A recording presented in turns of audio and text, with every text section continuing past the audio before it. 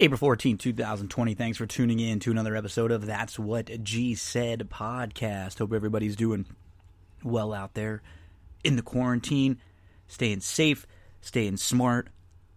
I'm going to provide you with some fun content here over the next couple hours. So let's go through the schedule. We'll rattle around through sports, talk some sports news in the NFL, the NBA, the MLB, the MLS.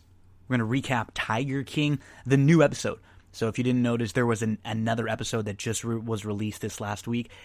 It wasn't a whole lot. It was more like a recap of the show, but we'll talk about some of the things that we learned on the episode. We're going to jump into some racing from Tampa Bay Downs for Wednesday, some horse racing for Gulfstream Park for Thursday, for Oaklawn for Thursday. We will recap Monday Night Raw, and then we'll get to WrestleMania 10 review with Andrew and Darin. We've been doing a lot of these old WrestleMania review and recaps. They're a ton of fun. So this one was from 1994 WWF WrestleMania 10. Kick back and enjoy. And we will begin with some news in the NFL. Running back Christian McCaffrey signs a 4-year extension, $16 million per year. He's the highest paid running back in NFL history now on the per year basis. He's now topped Ezekiel Elliott, who was making $15 million per year. Le'Veon Bell is at $14.1 million per year. So this is an extension now, including the 2 years left on his contract and the 5th year option in the extension, expected to make around $75 million over 6 years. In 2019, McCaffrey had the biggest percentage of the touches of any team, 53%. The biggest percent of scrimmage yards of any team, 44%. And the biggest percent of scrimmage touchdowns, 51%. The problem, though, is Carolina was still 5-11. And this is not an age where you really want to overpay your running back. Look what just happened with the Rams right now with Todd Gurley. Right? They have a good year, really good year or two. You think then you want to lock them up. But when you're a back and you keep getting those hits over and over and over and over, there's a reason why they don't pay running backs a whole lot. So I think this might be something over the next couple years where you're going to see, a lot of positivity out of this. And if you're a fantasy, player, I think this even more stamps McCaffrey as someone that they're just going to be feeding the ball to repeatedly. I think what forced the hand of Carolina was, think about all the players they've lost now in this offseason. Olsen, Kuechly, and obviously Cam. So now you're looking at your team, and if you lose this guy or you don't lock him up for a while, your fan base doesn't know what to do. This might not be one of those moves that it's one of those things that if it makes your fan base feel better than it may do help you win games on the field, right? At least they feel like you lock someone up. I mean, he's only the third player in NFL history to have 1,000 yards rushing and receiving in the same season. McCaffrey, highest paid running back. Some sad news. Ex-quarterback Tavares Jackson died in a car crash, 36 years old. He was the Tennessee State Tigers quarterbacks coach in 2019 and the quality control and QB coach at Alabama State in 2018. It was just a single vehicle car accident at 8:50 p.m. on Sunday, 7 miles south of Montgomery, Alabama. He does have a wife and 3 children that will unfortunately be without their husband and father now. He had a 10-year NFL career. He was the 64th overall pick in the NFL draft. He started 21 games. He was a backup for most of his 5 years in Minnesota that ended up being Favre's backup at the end of his tenure there. He did help them win the 2008 NFC North, and then he signed with Seattle in 2011. He was 7-7 as a starter with Seattle. He went to Buffalo in 2012, didn't play much there, and then he went back to Seattle in 2013. He was the backup for Russell Wilson when they won the Super Bowl. Let's get on over to the NBA. More sad news, which is just, it's what's obviously with the virus and everything going on. There's a lot of sad news when you look around. But the last couple of weeks, there's been a lot of non-coronavirus related deaths too in sports, which makes it even worse. And then you have one like this where Karl Anthony Towns' mother dies of coronavirus. Jacqueline Cruz Towns, she was 58 years old. She had worked for the medical department at Rutgers University for over 20 years. And really, really sad stuff here as we've kind of seeing that virus now start to impact us all individually, and then on the greater scale when we see, some of these major figures or their family members being impacted. I don't know if you watched the horse game that they broadcast the other night. Now, anything that's running right now, like WWE and wrestling and All Elite Wrestling, they're running shows. I think most people are a little bit not quite as critical because they're trying. We all understand that it's just a different time. You don't have full staff, full crew, full everything. So the NBA made an attempt to do a horse game where the players would record and stream individually their shots, and it would go back and forth against who they were playing. And I think on paper this sounded good. And this is something that if they took all the footage and edited it themselves and then put it out a couple days later, I think they could do a good job of this. Unfortunately, they were trying to do it as kind of like a live thing, and it just didn't go well. There were some tech lags, as you can imagine. There were sound issues. Sometimes you couldn't even see if somebody, hit a shot, made the basket. I like the fact that the NBA is trying. I like the fact that all these sports are trying. They're out here thinking outside the box. They're attempting to do new things for us, right? They want to put things on that will give us, something to watch and take our mind off of everything. But hopefully they'll be able to. That was just their first round. Chauncey Billups defeated Trae Young. Mike Conley defeated Tamika Catchings. Zach LaVine crushed Paul Pierce, and Allie Quigley beat CP3. And I think the one thing that everybody took out of this was, holy crap, Mike Conley's gym is awesome. He's got this home gym that is bigger than many people's houses. Remember, for a little while, Mike Conley was the highest paid player in the NBA, so he's made the dough, and he had a legit looking gym. I mean, wow, Conley ballin'. They had another thing going on in the NBA also. It was an NBA 2K, the video game, players tournament. So the players were playing against each other in a video game tournament. Devin Booker ends up winning this over teammate DeAndre Ayton. So, we see the horse tournament, the NBA players, basketball, video game tournament. They're trying. I respect them. I applaud them for that. The horse game was, the players in their own home taking shots from their own home courts. The next round of this horse game is Thursday, April the 16th. I mean, we've seen this happen now in SNL. I don't know if you guys watched Saturday Night Live last week where they did something similar. They had a show that was everybody recording segments and tidbits from their own homes. And there were a lot of, Zoom, Skype kind of silly things like that. But everybody's trying right now. I applaud everybody, just thinking outside. Hey, let's do whatever we can for the people out there. It's going to be a little trial and error, though. I'd imagine with the technology, give some of these networks like a couple weeks of figuring out some of the kinks, and I think we'll be able to do a really good job providing some good stuff out there. I think with everything, that the unfortunate part so far, it's just not smooth, right? We're so spoiled. We're so used to everything being just boom, boom, boom, boom with the way that we watch sports and how good the broadcasts always have been. So baseball is kind of doing something similar. Players from all 30 teams are going to form an MLB The Show League, which is a video game. So it's going to have a 29-game regular season. It's going to begin on Friday, April the 17th, and it's going to run through April the 28th. That's going to be the regular season. They're going to have 3 to 5 inning matchups played each day, and the World Series will be played on May the 2nd. Playoffs begin April the 30th. The top 8 teams make the playoffs. The first 2 rounds are going to be best of 3. The World Series is going to be best of 5.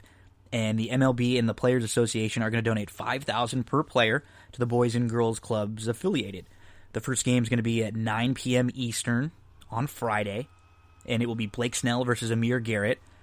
All players streaming the games will be on their on Twitch, and they're going to have, they'll make sure that all the rules for the games that they're playing are even. So here's the field of 30. The D-backs, John Duplantier, Luke Jackson from the Braves, Dwight Smith Jr. from the Orioles, Eduardo Rodriguez from the Red Sox, Ian Happ from the Cubs, Lucas Giolito from the White Sox, Amir Garrett from the Reds, Carlos Santana from the Indians, David Dahl from the Rockies, Nico Goodrum from the Tigers, Lance McCullers Jr. from the Astros, Brett Phillips from the Royals, Ty Buttrey from the Angels, Gavin Lux from the Dodgers, Ryan Stanek from the Marlins, Josh Hader from the Brewers, Trevor May from the Twins, Jeff McNeil from the Mets, Tommy Canley from the Yanks, Jesus Luzardo from the A's, Rhys Hoskins from the Phillies, Cole Tucker from the Pirates, Fernando Tatis Jr. from the Padres, Hunter Pence from the Giants, Carl Edwards Jr. from Seattle, Matt Carpenter from the Cards, Blake Snell from the Rays, Joey Gallo from the Rangers, Bo Bichette from the Blue Jays, and Juan Soto from the Nats. So we got a big MLB This Show tournament starting soon. They're trying to incorporate video games into this as much as possible because it's safe and it's something that, you know, with all the esports, a lot of people do care about and are interested in this kind of thing. In MLS, Commissioner Dan Garber said the league is exploring alternative formats to complete the season. They're looking at tournaments, neutral locations, and an abridged regular season as, again, everybody is just trying right now, looking to get something back on the TV that's going to get us, entertained and going to give us something to watch for a little while.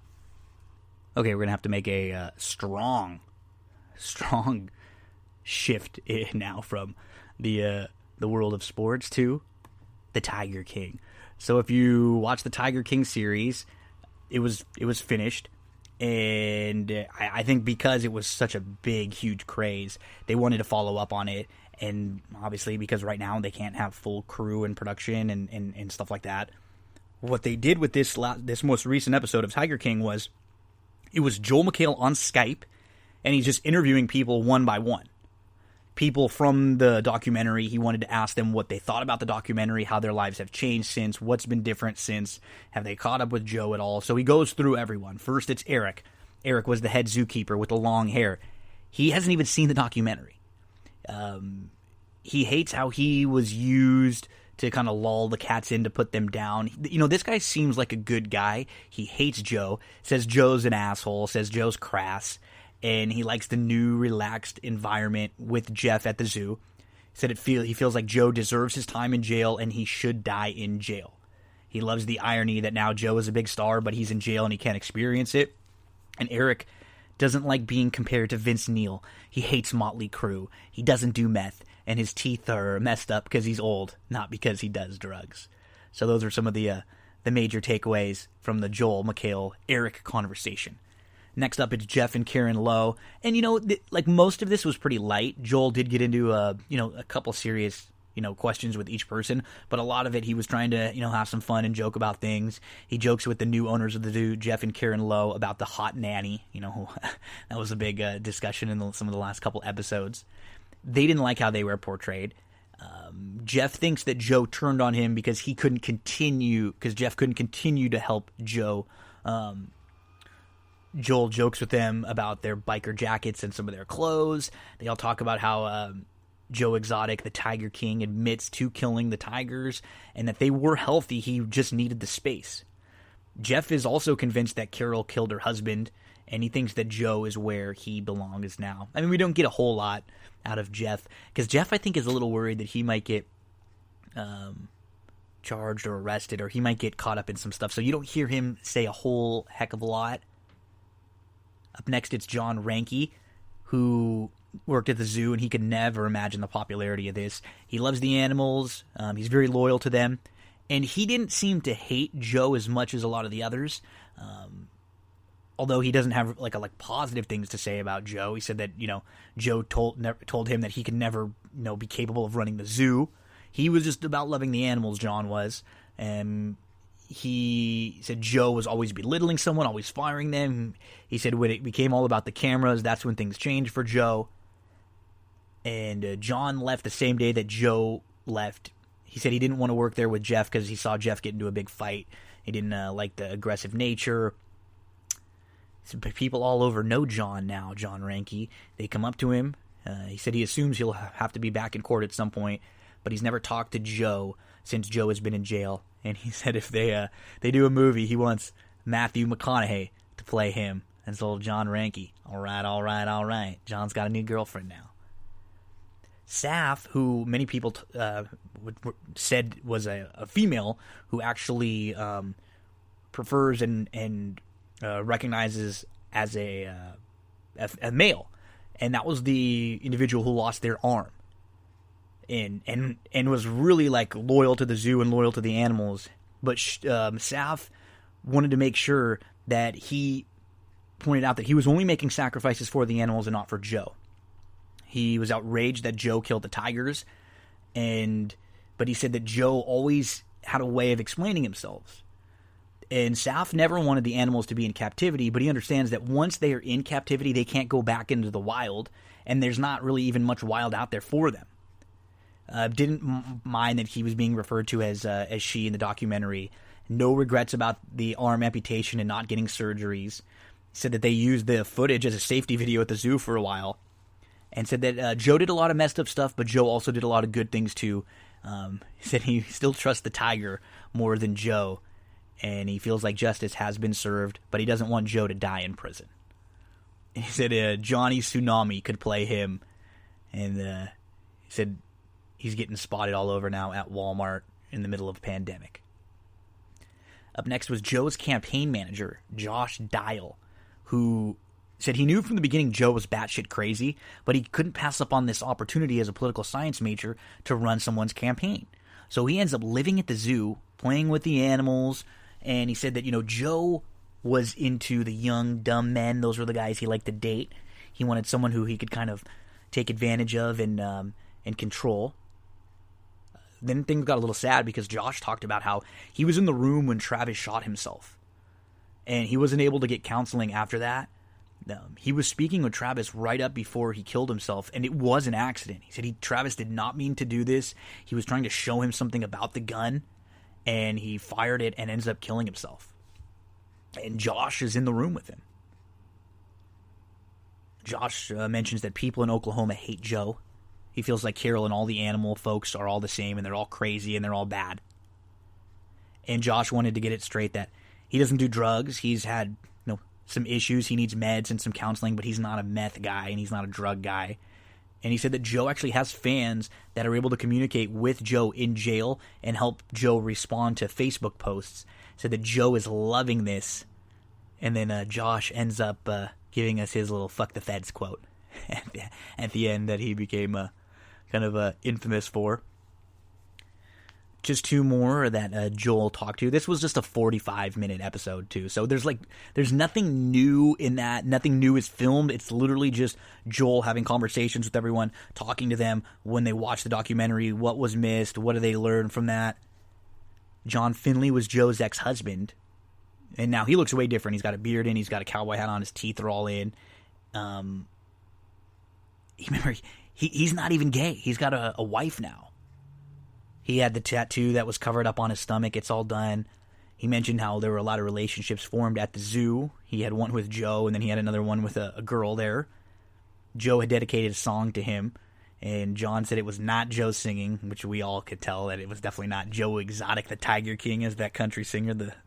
He didn't have that good of a voice. And John says that him and his wife immediately watched the documentary. They wanted to be prepared. He was not happy to be portrayed as a drugged-out hillbilly. He'd already quit drugs years earlier because he has a 4-year-old daughter now. So didn't love the way that he was pushed in there. We didn't really get a whole lot from him.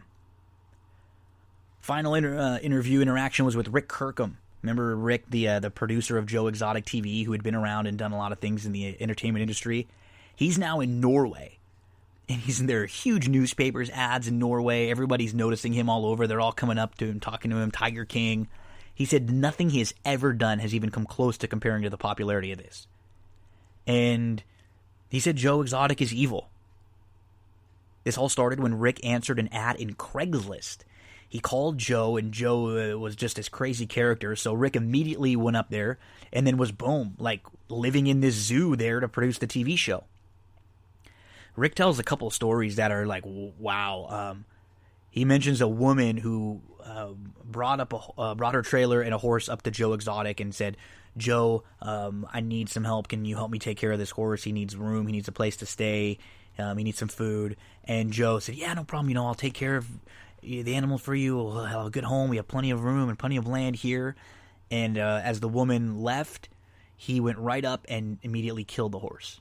And this is what Rick Kirkham had said. And he said, I don't take care of anybody else's animals. He said he took the horse and he fed it to the tigers, which is just insane. Rick talks about Joe killing the tigers, and he doesn't think Joe will leave prison alive. He said Joe was terrified of big cats and that they didn't really let that be known enough throughout the documentary. He said Joe asked him to kill Rick. And Rick left once the studio burned down. He said that's when Joe went crazier than ever. He said he regrets meeting Joe.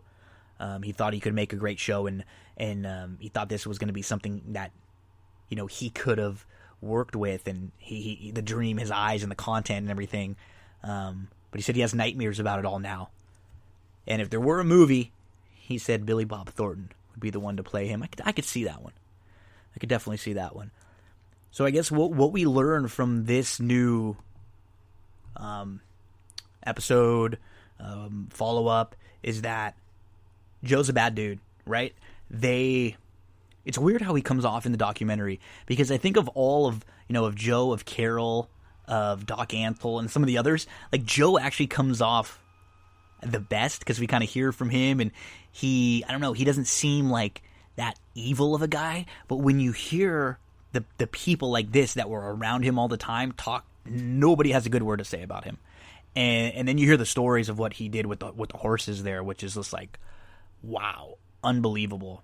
And from the sounds of everything, that Joe's in the right place where he belongs right now. If he did half of the things that some of the folks mentioned. So to me, it's not like it's entertaining and stuff as the other ones, but if you watch the Tiger King, and if you were involved in it, I do think it's a good watch to follow everything up, and you can just kind of hear a little bit more from some of the major players at the zoo, and what their relationships with Joe were like, and what they've felt about everything since. So yeah, I thought it was at least worth a watch. And now who knows, there's supposed to be on the History Channel something coming out. They're talking about making a movie. I don't think this is the last we've seen or heard of the Tiger King. Just wanted to remind you about one of the sponsors of That's What G Said podcast, Sarah Candle Company. Visit sarahcandles.com, CERA candles.com. Use the promo code GINO for 10% off of your entire purchase. These are all natural soy wax candles. They burn longer. They are better for you than the candles out there that have that traditional paraffin wax. I know the people from this company personally. I've grown up with them my whole life. They love candles, and the goal was to have an affordable candle that everyone can enjoy. Use that promo code GINO. My favorite is Fresh Roses. The Fresh Roses scent is awesome. If you're a horse racing fan, they got Del Mar in there. You ever want to know what Del Mar smells like, but you couldn't make it out there? Order your candle right now from Sarah Candle Company. The website, CERAcandles.com. SarahCandles.com. Promo code GINO for 10% off your purchase. Okay, let's talk a little horse racing. Let's get to Tampa Bay Downs for Wednesday. Get your past performances out. We're talking Wednesday, April the 15th. We'll start in race number 1. And if you're playing any kind of early exotics, this isn't a horse that you'll probably be able to bet to win, but I think you can just single nearly pick 5 right off the bat with Little Natalia. She was right up on the lead from the inside in her debut, but 3 others were sent, so she ends up in tight. She has to take up, and she never really has a shot after she loses her momentum there, and she loses a few lengths. I think, most horses can't re-rally like that, especially a horse at a lower level. She got action in the debut. She comes into a new barn who's very good with, new acquisitions, and Gallardo jumps aboard. There's not a ton of speed in here either. I wouldn't be shocked if she's right on the lead from the inside. This is not a strong group. Nobody else in here really scares me. Let's go with the number 1, Little Natalia, and we'll single if you play that early pick 5 or any of those early exotics, the 1, Little Natalia. In race number 2, maiden special weights going 5 furlongs on the turf course, the 4K's Funhouse. He's interesting to me. So he debuted back in August at Presque Isle going a mile. That's the only race he's run. He was squeezed back from the inside, then he got stuck inside. He was in a bad spot. He was always in tight. He tried to angle in between, and it was sneaky. The runner-up in that race came back to win next out. He just had a brutal trip from the rail. Now he's a first-time gelding. The question I have is, can he keep up early because he's going to be sprinting on the turf now? Again, I look at this group, I don't know, it doesn't terrify me. I think the 8 is pretty legitimate, but there's no like monsters in here that really scare the hell out of me. I think the 4's got a big shot to improve in here. So let's put the 4 K's Funhouse on top. If we can get like 6-1, we'll make a win wager. We'll use K's Funhouse in all of our exotics. Other horses to use in that early pick 5. The 8, obviously my Eclair, who cleared off early, who had the lead until the beginning of the stretch before fading. Now you're going to cut back, and I mean, he can fly. He has legitimate sprint speed, so cutting back, he should just be really fit. He's drawn to the outside. He's going to be tough to run down if he can clear. The 6, Nobody Knows Nothing. Okay, positives. His races on the grass are the best in here, right? But negatives, those are back in 2017 and 2018. Is he the same animal now? He had a layoff from May of 2018 to December of 2019, came back. It was a race that was taken off the grass. He didn't run that well. So, I mean, but you can put a line through it. It was taken off the grass.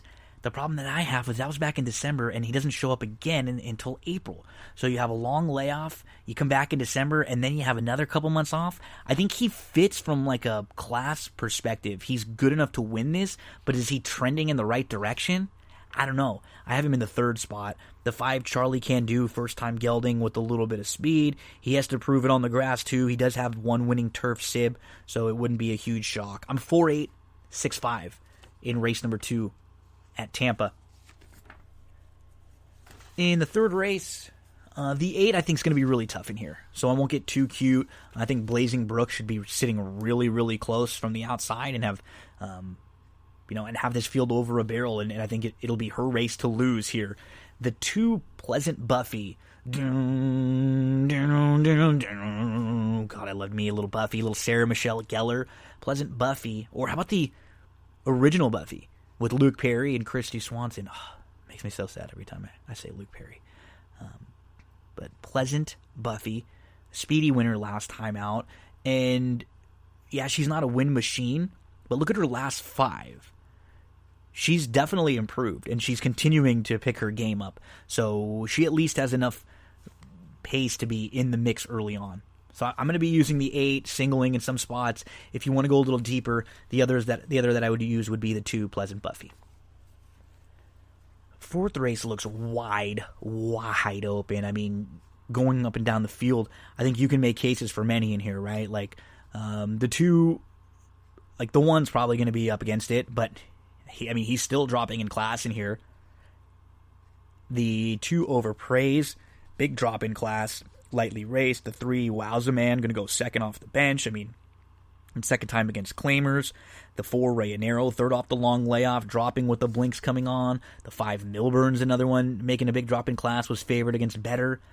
Moro Drama at least showed that he kind of fits at this level last time out when he was 3rd. Analyze Your Vision can sit close and should improve. Second off the long layoff. Big drop for Danny Boy. Wouldn't have to be much to beat these. The 9, American Driven, will at least be forwardly placed in here. He seems like he's, at least a fit at the level. This is where he's run his best races. And then you have Old Fort, who's just a horse who likes to pick up checks at this, class level. So to me, this is a wide open race. I have it 8, Danny Boy, with the 7, Analyze Your Vision, with the 5, Milburn, with the 4, Rio Nero. But I am going to play at least one early ticket where I'm going all in this race, because I do think you can make cases for all in here. But I will have 8, 7, 5, 4 if you're looking for, I guess, some of the way I stack this race as far as a top tier. 5th race, another one that's on paper. I mean, the 1 looks up against it a little bit to me, stepping up, but then you have the 2, Bahamian Star, who doesn't really, not a huge work pattern. The siblings combined are 0 for 8. The dam was 0 for, and Camacho has never, in the last 5 years, has not ridden for this barn. Why does Camacho show up on the 2, Bahamian Star? That seems weird to me. The 3, Impressive Speed. The Dam was 0-4, but but has 3 foals, a couple of them winners, including Strategic Hope, who was a 7-time winner. And this barn is 4 for the last 29 with first-time starters, 2 for the last 11. The 4, Audio Sia. The Dam was a 7-time winner. She earned $147,000, and she actually won twice right here at Tampa. The Lone Sibling was a 3-time winner. Nothing wrong with the 4. The 5, Puerto Vargas, is a first-time gelding who had one of those tough rail trips on the inside. Got stuck, had nowhere to go, and just backed all the way up. And that was in September, and so hasn't raced since. And now is going to drop in class and is going to try drop in class and try the dirt for the first time. The 6 is Roberto's Ticket. The Dam was unraced. Not a whole lot to speak of on this one. Burl was off slow in his debut. He was up into contention. He tired late. It was not bad. There's something there maybe with Burl. Then you get to Federale, who does make a lot of sense. He's going to drop in class. He's going to go second start off the bench. He puts 2 together, and he raced it. You see Saratoga against Basin, and you see 4 left in the Tremont. He had a good start. He moved up the inside, but then he moved up right into traffic. He stayed inside. He got an opening, but he was already tired. He did just go 7 furlongs off the bench, and now he's going to cut back. So he should be even more fit today. The 9, Large, adds the blinkers. He broke out in his most recent start. He got caught in between horses. He had to shuffle back. It was legitimate trouble that day. And he hasn't really done anything wrong in either of his 2 starts. The problem with a lot of these horses, like you look at them, and which of these connections that don't win a lot are you going to trust, right? Because you start to look at, okay, Mawing is only 13 for 175 at this meet. You look at, Lopez on the 7 Burl is only 4 for 45 this year. Santos on Federale is only 8 for 105 on the year. Pedro Cotto Jr. on Large is only 2 for 52 and 3 for 70 at the meet. That's the one thing we're seeing a lot of riders that are really struggling the last couple weeks. I mean, Tampa, Gulfstream, all over the place. So you're going to have to pick your poison and just hope that one of these kind of low percentage jockeys is able to get the really good trip on their horse. So I'm going to go in a wide open race. This is how we'll stack them. The 4, Audio Sia, the 8, Federale, the 9, Large, then the 2, Bahamian Star, the 3, Impressive Speed, the 5, Puerto Vargas, the 7, Burl. I mean, the 4th and the 5th race to me are the brutally tough ones. So if we can shorten up a little bit, maybe in races 1 and 3, we should have an opportunity to give ourselves, more coverage in these races later on in the sequence. In race number 6, we're going to go with the 8, Queen's World. So let's go looking for that price with Queen's World, who, look at her 3 grass races. They're not bad. Let's go back to September 9th. She was forwardly placed. She sat 3rd. She got stuck inside. She got shuffled back a few lengths. It was a solid 2nd. She was legit trying. She didn't love being down inside. Comes back on September the 18th. She's hooked 3-4 wide into the turn. She's chasing Lone Speed. She's chasing the heavy favorite, Seductive. She ends up finishing a good 3rd, and she's not far out of 2nd that day. And the runner-up comes right back to win. And then on October the 2nd, she breaks out. She gets pushed 5 wide into the turn, then 3 deep, just a brutally wide trip. It was just too much to ask of her. And then we haven't seen her on the grass since. She went to the dirt at Mountaineer and she won, and so the next couple starts she's been on the dirt. But then look at, you can probably excuse the November 17th race because she was sent to the bench after that. She then changed barns. She came back and tried the dirt again on February the 29th at Tampa. She's just not as good on the dirt. Even though she's won on the dirt, she's much better on the grass. She's got a big shot in here. Let's go with the 8. We'll put her on top. Let's use an all exotics. Queen's World. The number 6, I'm That Bird. I think you have to use 3rd start off the bench. She's going to go. She was 3 deep early. She settled 4th. She was about 6 off, and then she got trapped inside behind horses. It was okay, and it was against better. Now she's going to go 3rd off the bench. She picks up Camacho. She drops in class, And she should be set for her absolute best in here. I'm going to be using her in all of the exotics. So I kind of have the 6 and the 8 on a top tier. The 4, Rosalda had a bad start. She was bumped around. She was wide. She had an early move, but she was hooked wide at the turns, and she was finally up to 3rd behind a runoff leader, fades, and finishes 4th. She fits. She's another one dropping in class. She wouldn't be a huge shock. I like that the 1 Sweet Leaf, 1 Immediately for the new barn comes right back. I wouldn't talk you off using the 1 on some tickets. And then the 9 is another Big Angel on the slight drop-in class. She just seems like she's a fit. She's kind of her own worst enemy at the start, though. She's a little slow away, and that kind of sometimes puts her in a compromising situation. I have 8, 6, 4, 1, 9, and the 8, 6 on a tier above, and the 8 definitely a horse to play. If we get... Queen's World at 31 feels too high. If we get half of that, anything in the double digits, that feels much, much more to where she fits with this field. In race number 7 at Tampa, I'm going to single the 5, Relishment. He showed some speed early on in his last start, but he was inside of 3 horses who were battling, and so he got put in that bad spot on the inside where he's getting in tight. He gets shuffled back. He has to come on again, but he's right up into traffic. He's got nowhere to go. He tries to go back to the inside, but again, just nowhere to go. It's much better than it looks on paper. It was at the 16 non-2 level. The race has come back very live. The second-place finisher, Sir Higgins, came back to win a 16 non-2. The third-place finisher came back to win a 25 non-2. I think Relishment should be right there throughout with Camacho aboard. Relishment going to be my top selection in here in a single in some of the late exotics. If you want to go deeper or maybe looking for horses to include along with Relishment, the 3, Donnie Brasco, who's going to go second off the bench, second time Tampa, was your beaten favorite last time out and now is claimed and is going to be stepping up. There's more to him than what we saw last time out. He might have just really needed that race.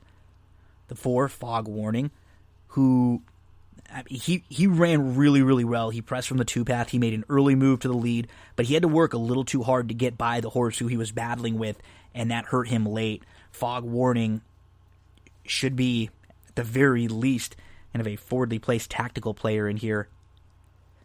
The 8, Absalom's going to go 3rd off the bench, and he's going to move back to the dirt and cut back. He showed some speed from the inside. He had the lead early, but he was fine sitting second.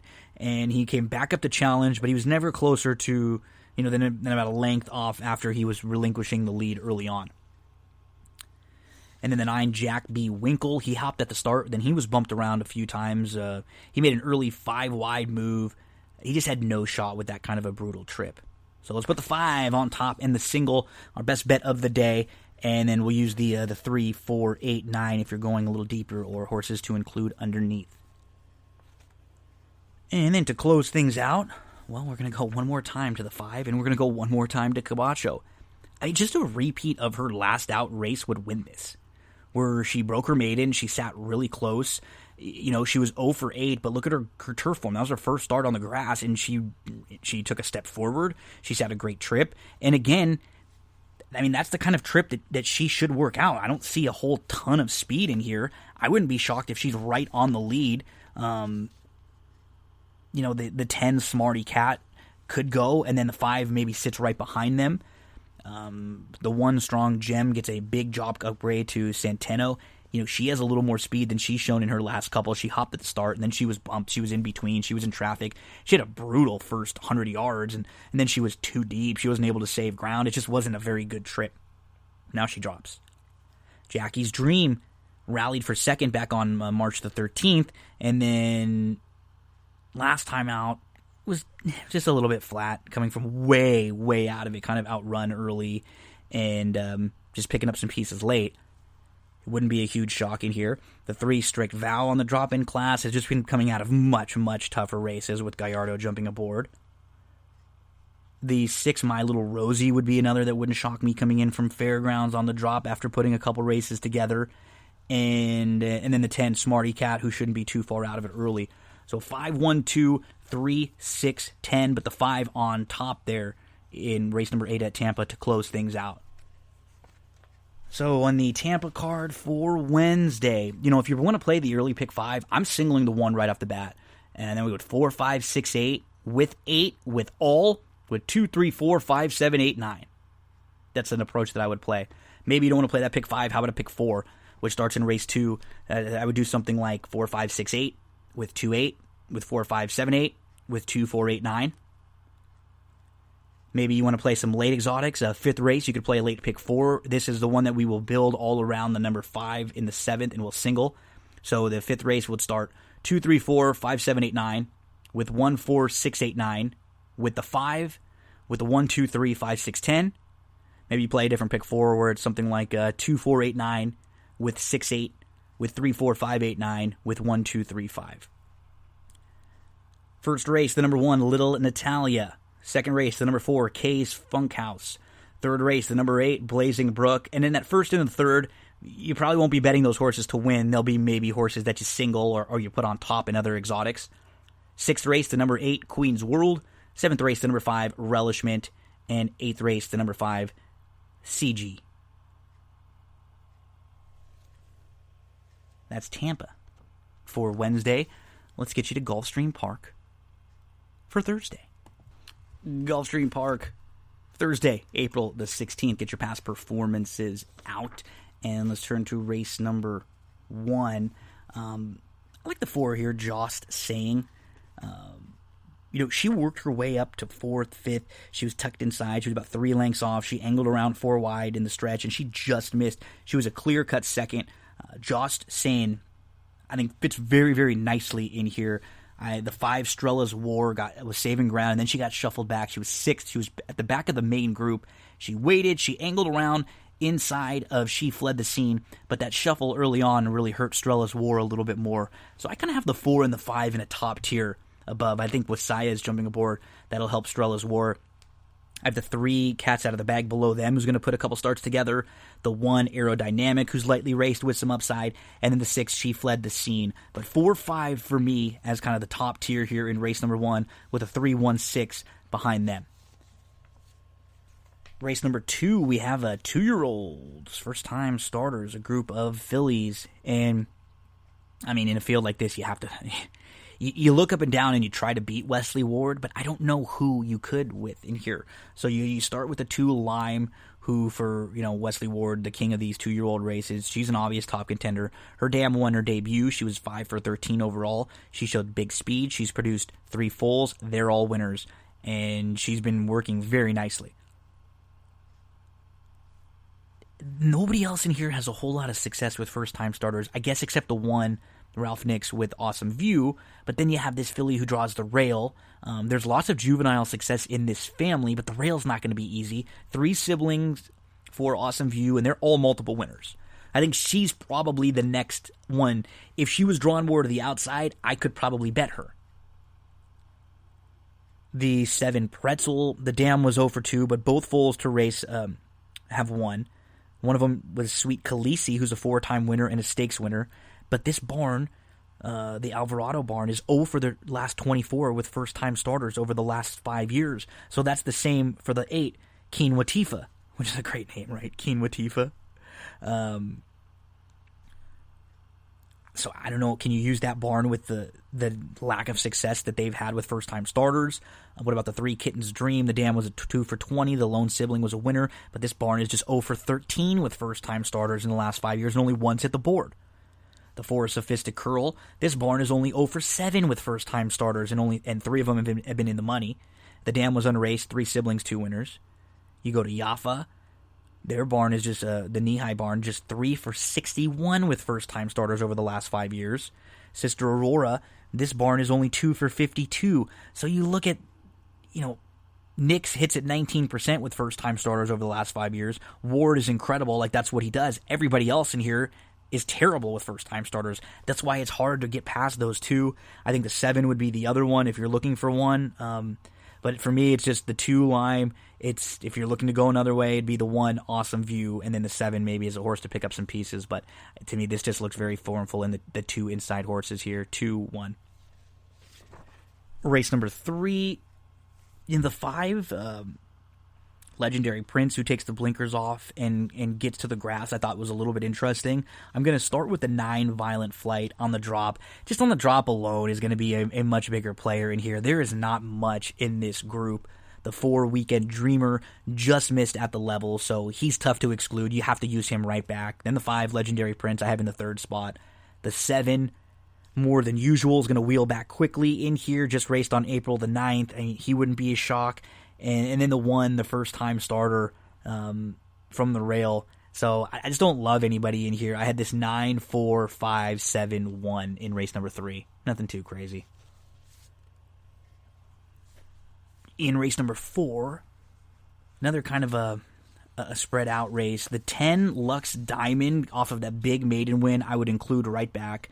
The 7 Gray Manners, who's going to be forwardly placed on the drop, I think is a must-use, and you have to include.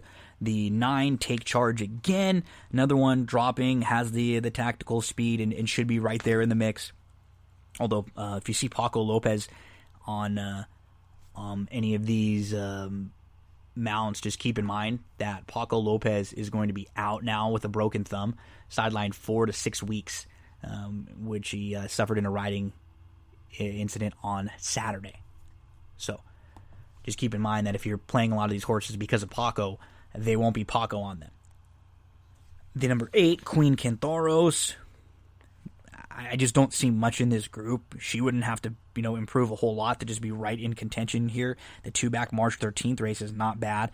Then she had some trouble last time out on March the 27th, and I think people are kind of dismissing her off of that trouble. And in the 3, probably Grace.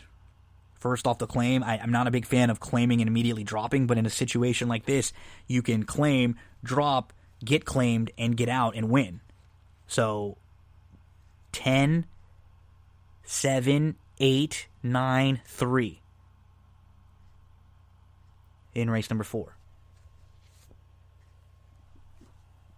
In the 5th race, pretty captain obvious here, but I do think the 9 on the drop-in class, Unforeseen, is the one to beat. He's coming out of good races. He's facing maiden special weights in races that he was competitive and had opportunities to win. And now he's in a maiden 50. And, he's run better against better horses than anybody in this group. The 9, Unforeseen. And it's funny, Landeros, who's been having a horrible 2020, he's actually had a good couple weeks with getting, at least a couple horses into the winner's circle here after he took so long for a while to do so. So the 9, Unforeseen on top. The 11, Summer in the City on the drop-in class, coming out of a productive race. The 5, Wicked Mercury will be including on the slight drop-in class. And then Kahiko, first time on the turf, who's been working on the grass. I think Kahiko can take a step forward. 9, 11, 5, 4 in race number 5. In the 6th race, I think there are 2 horses that I would key in all of the exotics. The number 6, Looking at Roses. I feel like he's just going to come rolling. And you look up and down this field, you have, Rhythm with Soul, who adds the blinkers from the inside, will be, more of an off-the-pace type. But the 2, Prince Kozan, has some speed. The 3, Extra Extra, has some speed. The 4, Joyful Heart, has some speed. The 7, Clamor, is stretching out and will probably be showing some speed. The 8, Conquer, has some speed. The 9's adding the blinkers. You could see a ton of these horses going for the front. Looking at Roses gets the trip. I think Bourbon Currency might be better, but I like the fact that Looking at Roses has the races under his belt more recently than Bourbon Currency. That's why I lean to Looking at Roses there. So I'll put the 6 on top of the 5. We'll use those 2 who should be getting great trips rolling late in that 6th at Gulfstream Park. 7th race, the 9 is where I'll start with Cozy My Boy. I just think off of that win, this is more of like I don't love anybody in this field. I don't think there are any monsters, and I think the 9 is kind of on the upswing and could continue to improve. His dirt races are actually really good when you dig into them. The 6 horse, Big Hambone, who tried the dirt a couple starts back and will take another shot on it. He kind of has the style that should fit well here. I think he should be right in the mix throughout. He can maybe sit off a little bit, and if he takes to the dirt at all, I think he fits really well with this group. The number 4, Never Stop Dreaming, is going to step up off the claim and now a first-time gelding. The number 2, Holy Muchacho. I mean, he just seems like he fits in here. You put a line through the turf race, you look at his maiden 25 win. He doesn't have a whole lot of speed. He's not quick, so he'll probably have to, get a little bit of a setup. The 3, January 1. He's in for 25 after, taking a chance against Graded Stakes Company in career starts number 2 and 3. Doesn't always seem as a positive to me. And then the 7, Genghis. You want to go a little bit deeper. He's dropped in class, and he's been facing, a lot better too. So I wouldn't completely talk you off him. I'd actually prefer Genghis just from using him than a horse like the number 3, January 1. 9, 6, 4, 2, 3, 7. But again, no real strong opinion there. It feels like more of a spread out race. The number 8. The number 8 race in Gulfstream Park. Earthquake, John Tenta, you wrestling fans. Let's go to Earthquake. I mean, he was just really wide last time out. Excuse that effort. If you're playing him off of his races 2 and 3 back, he fits here. You just have to be able to excuse his last race. The 8, Drama in Dixie's a first-time gelding who is coming out of better. And then the 1, Warrant Officer, who's going to go into a new barn. But look at Warrant Officer's race on January the 10th. Just a repeat of that effort. That was against 20 claimers. He'd be really tough in here. 681, race number 8 at Gulfstream. Race number 9 at Gulfstream Park. I'm going to go to the 3. He Is Gone, who's a multiple winner and who should improve with the race under his belt. I think he kind of gets a trip in here. I don't think he's as quick as some of the others. He should sit, and now he's going to cut back, so maybe a little more fitness. I'm expecting a rider upgrade today also. The 1, Cajun Brother, who is an impressive winner against Open Company in his debut, now in against Florida Breds. The 9, Just Kidding, who's just been a hard-knocking type for a while. He's been all over the place, different racetracks, and he'll show up and he'll fight and he'll give you a little bit of speed on the cutback. This is a good spot for him. If nobody jumps up and runs well, he'll win this race. The 4, Silverly Enough, who's on the upswing. He's shown the ability now to sit a little bit more, which to me is always kind of a very nice sign when you're able to show some speed and sit just off like he did on April the 4th. 3, 1, 9, 4 there in that 9th.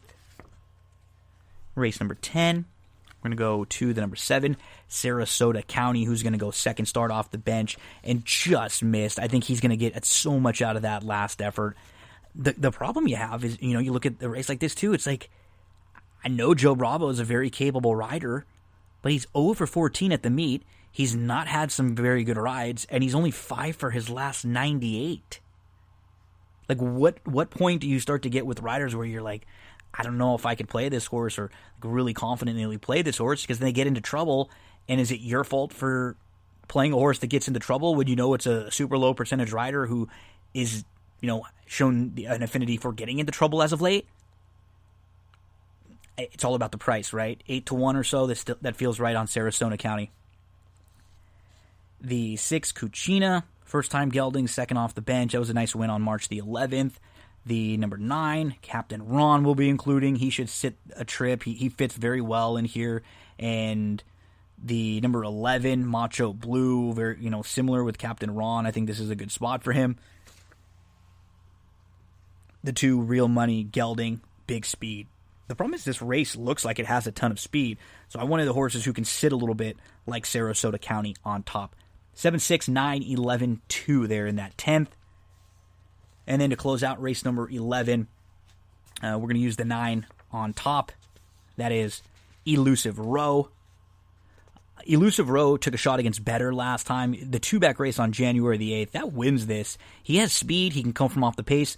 Look at how he won on November the 2nd, and then how he came back and won on January the 8th. Completely different running styles, which I love for a horse like this in a spot like this. The 9, Elusive Row on top of the 7, French Quarter, who looks like the one to beat, and then the 4, Val Doco, 9-7-4. I'd be okay with just 9-7 in the last if you want to just to include them in some exotics. So, if you're looking at a pick 5 in the early races, I would probably play something like this in race 1, 1, 3, 4, 5 with 2. with 1-4, 5-7, 9, with 3-7, 8, 9, 10, with 9-11. In the first race, the number 4, Jost Singh, make sure to include.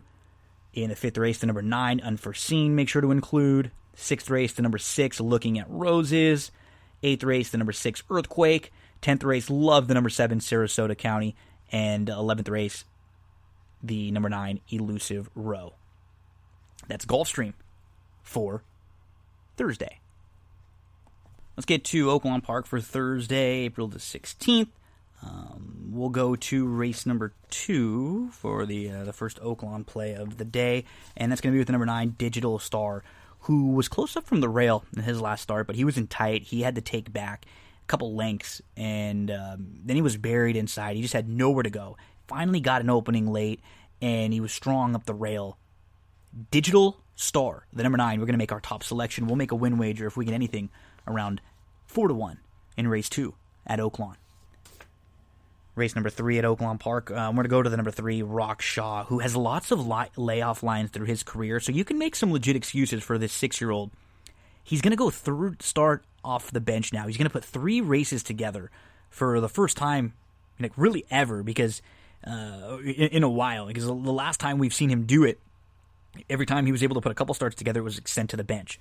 So he's going to be able to, I think, show a little bit of speed, who going to be able to sit a nice trip, and he fits the conditions of this race really well because he's a winner last out against 20, but the 20,000 claiming races are not considered an eligibility for this race.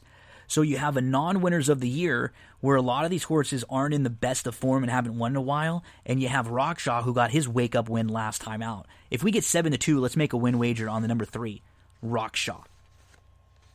We're then going to move to race number 7 at Oaklawn Park, and we're going to go and play a late pick 3 starting in race number 7.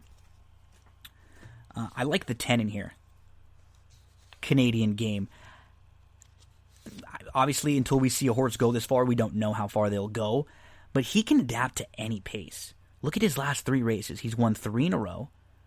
He beat 12-5 non-2 claimers wire to wire. Then he sat a trip coming over here at March the 8th at Oaklawn Park. And then on March the 21st, he came from way out of it. I have no issues with him getting the distance, and I think he's really adaptable. I like the number 10 Canadian Game, the 11 Red again. If there's not a lot of speed in here, he has the opportunity to wire this field if nobody goes, which is what he did going a mile in 3/16 last year on March the 30th. Nobody went. He wired the field. He was really sharp at that point, but he might be rounding back into form. The number 8 be another one that we would include, Curlin Gray, who just seems like a fit. He can run all day long. He should have no issues with the additional real estate in here. The number 6, Ocean Fury, total wild card, right? Coming in from Dubai, didn't run well in his last 3 starts. But if you were playing him off of his form before Dubai, I mean, he would be a huge player in here. We just don't know what version of Ocean Fury we're going to get. He doesn't have a lot of dirt success. He's only tried the dirt 1 time. He might be worth, including and putting a flyer on some of your tickets. And then the 2 is another one to include, and that's Froster Frippery, who loves Oaklawn, loves to win races, and I think he's probably the one to beat in here. So 10, 11, 8, 6, 2, but I do have the 10 on top. In race number 8, we'll start with the 12. Okay, Calf Moon Bay. Gonna take a flyer here, okay? Look at his last 2 races. So on February the 8th, he showed speed from the inside. He was a close-up third. He moved in between to the 2-path. He was just a couple lengths off chasing, and then he backed up. Okay, we can make an excuse and say that was his first start in a couple months. Then he came back on February the 28th. He broke well, but he was wide going into the turn. He was wide all the way around, and then he was eased. He wasn't really asked for anything. And so obviously he's eased back, so that never looks good when the horses don't finish, they don't get a figure. again, if you can be a little bit forgiving and excuse those performances, and if you can play him off of what his form was like before those last 2 races, now again, that's hard to do for some of us, but with Calf Moon Bay, he's going to be a big enough price to where, why the hell not? I mean, even if he's 10-1. Coming off of the races in the Las Virgenes and in the Zia Park Oaks, I mean, she would crush this group. Again, we don't know if she's the same horse that she was then, but she's going to add the blinkers. She's worked out 5 times. She has a new jock. No crazy panicky drop in class. Give me the 12, Calf Moon Bay here to have a big shot sitting close. We'll make a win wager if we can get half of that morning line price. If she's 10-1, we'll bet her. We'll use the 10 Unique Factor, who can sit close and should be maybe been right on the lead, stretching back out. The 4 Mongolian Humor, who's going to come from off the pace. The number 9 Nona Madeline, who's the one to beat, but I'm okay with trying to beat her in here. I don't know if she's kind of taken a step forward and improved enough. And then the 3 Sarah C. 12, 10, 4, 9, 3 in that 8th race at Oaklawn Park.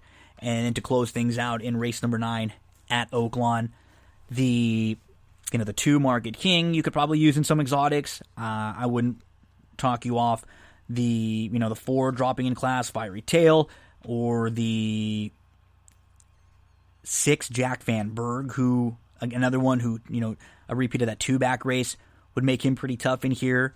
The 11 and the 12 both seem like players to me, Special Reserve and Attain Success, but I like the 8 the most. Aggressivity.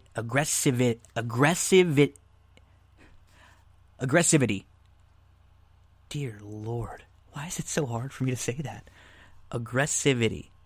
Okay. He was, last night he was 8th. He was only 5 or 6 off, though. He was inside, and he ran right up into traffic. He was behind horses. He had nowhere to go until early in the stretch, at which point he just way too far back, and it was in the slop. But if you put a line through that and you play him off of his maiden win, and we know that this barn, after having a little bit of a cold a week or two, has warmed back up, give me the 8 on top. We'll make a win wager if we can get anything around 5-1, and we'll play some pick 3s here in the 7th race. So we go 2, 6, 8, 10, 11 with 3, 4, 9, 10, 12, single the 8. Then I'll come back and play another pick 3 that starts in race 7 where you single the 10 with the 3, 4, 9, 10, 12 with the 2, 4, 6, 8, 11, 12. A couple different pick 3s there at Oaklawn Park. The horses to include at Oaklawn throughout the day for me. In race number 2, the 9 Digital Star. Race number 3, the 3 Rockshaw. Race number 7, the number 10 Canadian Game. Race number 8, the 12 Calf Moon Bay. And race number 9, the 8 Aggressivity.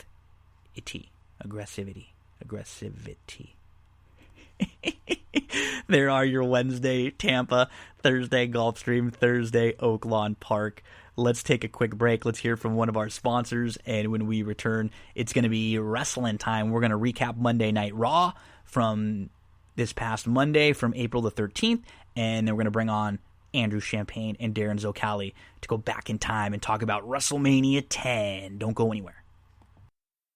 Just wanted to remind you about one of the sponsors of That's What G Said podcast, Sarah Candle Company. Visit sarahcandles.com, CERA candles.com. Use the promo code GINO for 10% off of your entire purchase. These are all natural soy wax candles. They burn longer. They are better for you than the candles out there that have that traditional paraffin wax. I know the people from this company personally. I've grown up with them my whole life. They love candles, and the goal was to have an affordable candle that everyone can enjoy. Use that promo code GINO. My favorite is Fresh Roses. The Fresh Roses scent is awesome. If you're a horse racing fan, they got Del Mar in there. You ever want to know what Del Mar smells like, but you couldn't make it out there? Order your candle right now from Sarah Candle Company. The website, CERAcandles.com. SarahCandles.com. Promo code GINO for 10% off your purchase. Let's get to the world of wrestling. How crazy is this? On Monday, April the 13th, WWE was deemed essential business in Florida by the Orange County mayor. It is critical, quote-unquote, critical to Florida's economy. So Florida is basically inviting large events now without spectators. The WWE is doing live shows 3 days a week now. They just did Monday. They're going to have Wednesday NXT, and they're going to have Friday SmackDown. Unfortunately, the XFL officially filed for bankruptcy, which I think a lot of people were expecting it to fail. I think it was going to be okay. People were watching it. It seemed like they had some kind of cool, unique rules, and things were going well. It's just in the middle of this pandemic, a startup business like this just can't succeed. So that's unfortunate, because I think more places for football players to get an opportunity to train, to stay in shape, and then to maybe get looked at in order to get pulled up to the NFL, I think is only a positive thing. If you're a big fan of like wrestling shows, and like wrestling in the mainstream, there were a couple wrestling things on Netflix this week. The Big Show, which is a terrible sitcom with The Big Show, but you know what? If you have a kid, maybe throw it on in the background, see if your kid likes it. It's corny though. It's pretty bad. It got up to number 3 on Netflix throughout the week. But there's a movie called Main Event. This movie, it's a kid's movie, but this is good. Think about Like Mike, the movie with Little Bow Wow where he puts on the magic shoes and then he becomes like Jordan and he's able to play. Well, it's similar to that. It's kind of like Rookie of the Year. It's kind of like The Mask. You know how Disney used to have the Jersey show, that little series? Well, a kid is a huge wrestling fan, and it's cool because all over his room he's got the WWE stuff and the New Day and Kofi Kingston, and his grandma's into it with him, and he has fun. He's watching Raw all the time, and he finds a wrestling mask, and this is a magic mask, and so when he puts it on, he becomes this awesome, incredible wrestler. And there are tons of real wrestlers who have cameos who are involved in it. It's a lot of fun, and it's very well done. It's like a real movie. It's produced like a real movie. I think your kids will like it too. And hey, maybe you might like it. I didn't mind it either. You get to see The Miz and Keith Lee has a big role in here. So maybe something to check out. Main Event on Netflix. It was another one that was in the top 10 last week. There's also a new WWE series on Quibi. It's a little short 10-minute episode series, and it's called Fight Like a Girl, where it pairs a young woman that's struggling with a personal issue together with a WWE superstar as they try to overcome adversity together. And so it puts Nia, Charlotte, Natalya, Sonya Deville, Sasha Banks, Alexa, and the Bellas. Stephanie McMahon's in this, and just a short, quick series on Quibi. If you have young girls, or if you're interested in checking something like this out, I haven't watched any of them yet, but I'll give them a look and see how they are. They're quick. I like these little quick series things. Ronda Rousey rips the WWE and their fans on the Steve-O podcast. She said she put too much into this fake fighting, that the traveling was tough on her, but it doesn't compare to like real fights. She was sleep deprived from the acting in the theater, and she said, quote unquote, fucking ungrateful fans. Her family didn't need the money. I think a lot of this is a work. I think this is great for whenever Ronda coming back. It sets her up as a heel. The crowd and the other female wrestlers will have built-in heat, built-in storylines. They'll be able to boo the crap out of her. And we've already seen it on social media. Nia's talking trash. Some of the other wrestlers are talking trash to Ronda. And they've already started to include it in the storylines on TV. They're already asking Shayna Baszler about Ronda's comments. So to me, this is absolutely something that was planned, and that is part of the WWE storyline for whenever Ronda's going to come back. Let's get to Monday Night Raw from April the 13th. Let's do a quick little recap of this. Jerry the King Lawler was on commentary with Tom and with Byron. You know what? I don't know why Jerry needed to be there. He's a little older, right? He's a little more partial to catching the disease. He even posted online he flies over there yesterday on a plane that's basically empty to go and announce because WWE is now deemed essential. I just don't... I like the fact they're still putting on shows. It entertains me. I just think the least amount of people that you need around possible right now is the best. There were too many people there too that were just like there to cut a promo. It seemed like that was something they could have Skyped in, or I don't think you need all these people coming in, flying back out. It scares me a little bit.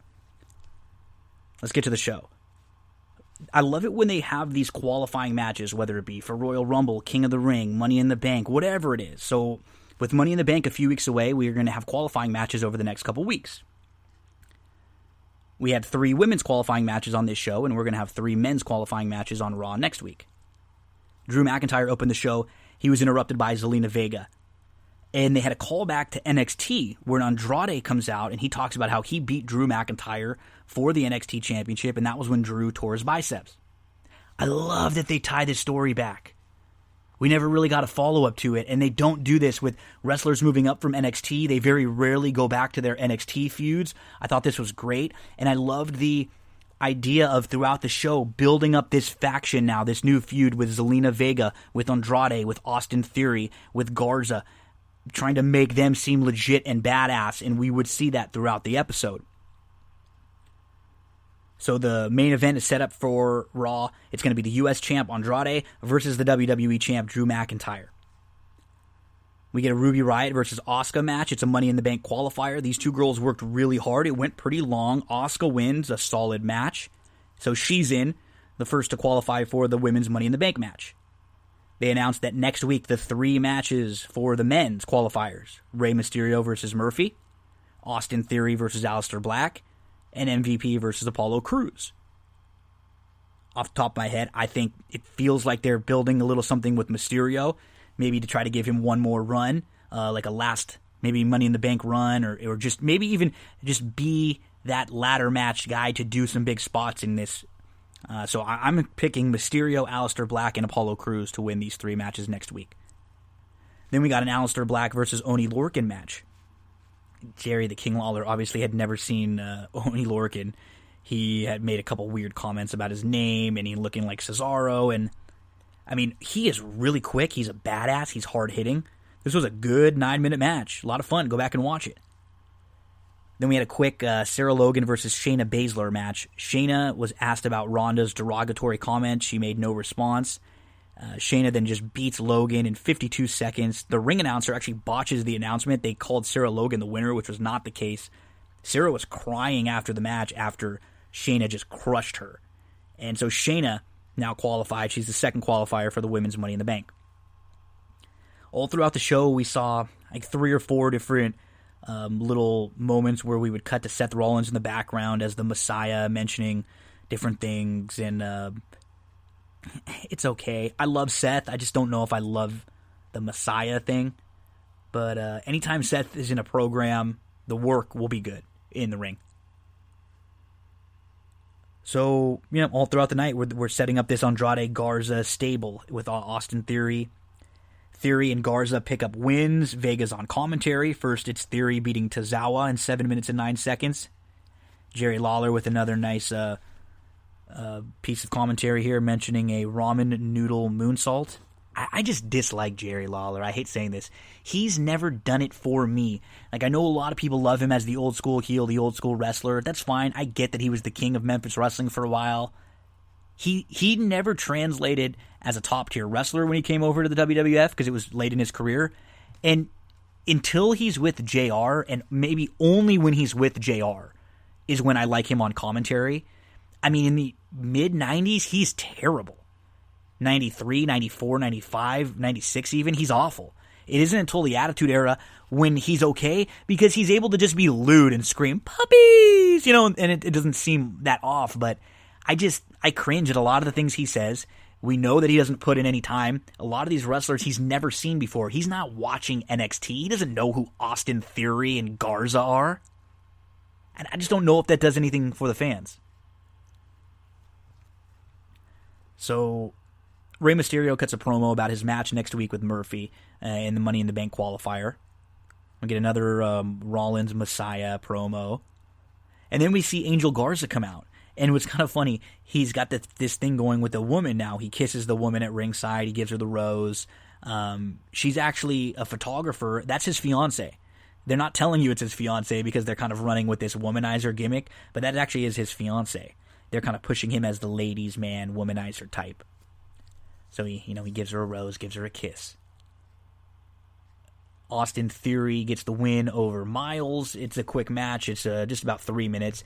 And just like we got in their previous match against Tozawa, after the match, we get the Theory, Garza, Andrade beat down afterwards. And it's setting these guys up with Zelina as a nice little faction. Drew McIntyre cuts a promo about getting revenge on Andrade for everything that had happened in NXT. And then we get a nice heel promo from Charlotte. It was, just kind of over-the-top heel, but very solid.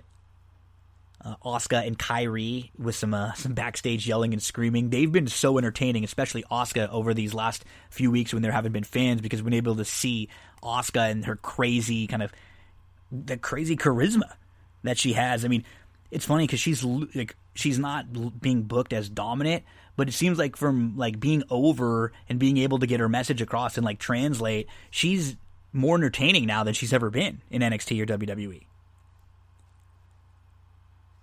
We get a Nia versus Kairi Money in the Bank qualifier. I mean, this was a squash. This was just over 2 minutes.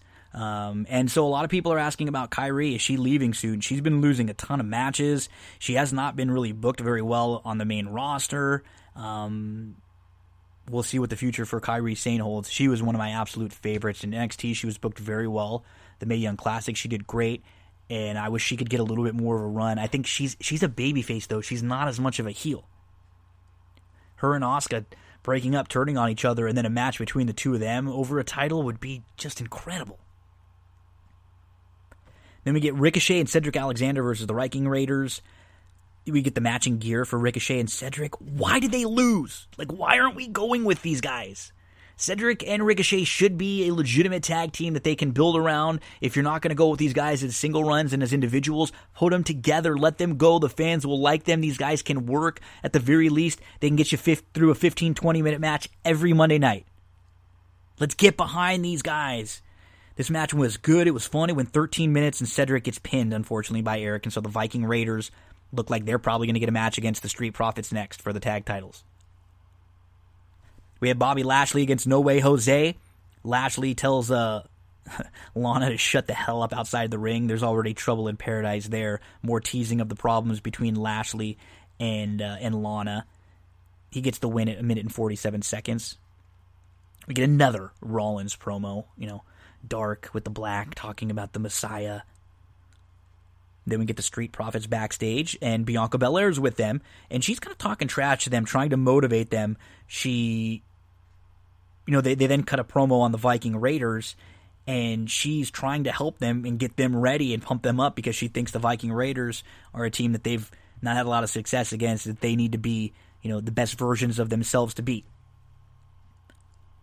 Main event time, Drew McIntyre versus Andrade. This one went 5 minutes and 30 seconds. Okay, Drew wins, which is fine. I like the fact that Drew wins. But I don't like the fact that they build up all throughout the night. Garza, Andrade, Theory, Zelina Vega. And then they have them lose clean in just 5 minutes.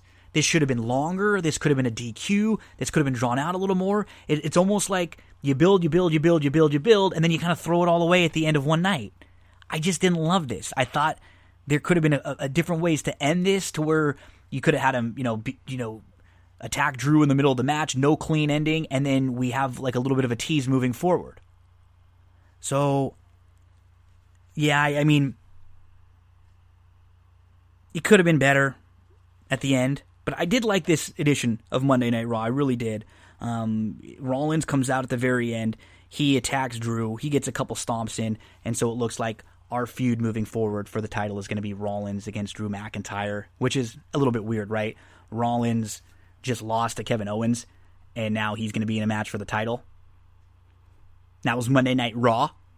We'll be back later this week to recap Wednesday night AEW, Wednesday night from NXT. But right now, we're going to go back in time. Let's get you back to 1994. WrestleMania 10, Madison Square Garden. Bret Hart in the opener against Owen Hart. Lex Luger versus Yokozuna. And then whoever wins that match will face Bret for the title later. We get the ladder match with Shawn Michaels and Razor Ramon. It's WrestleMania 10 with Andrew Champagne and Darin Zoccali.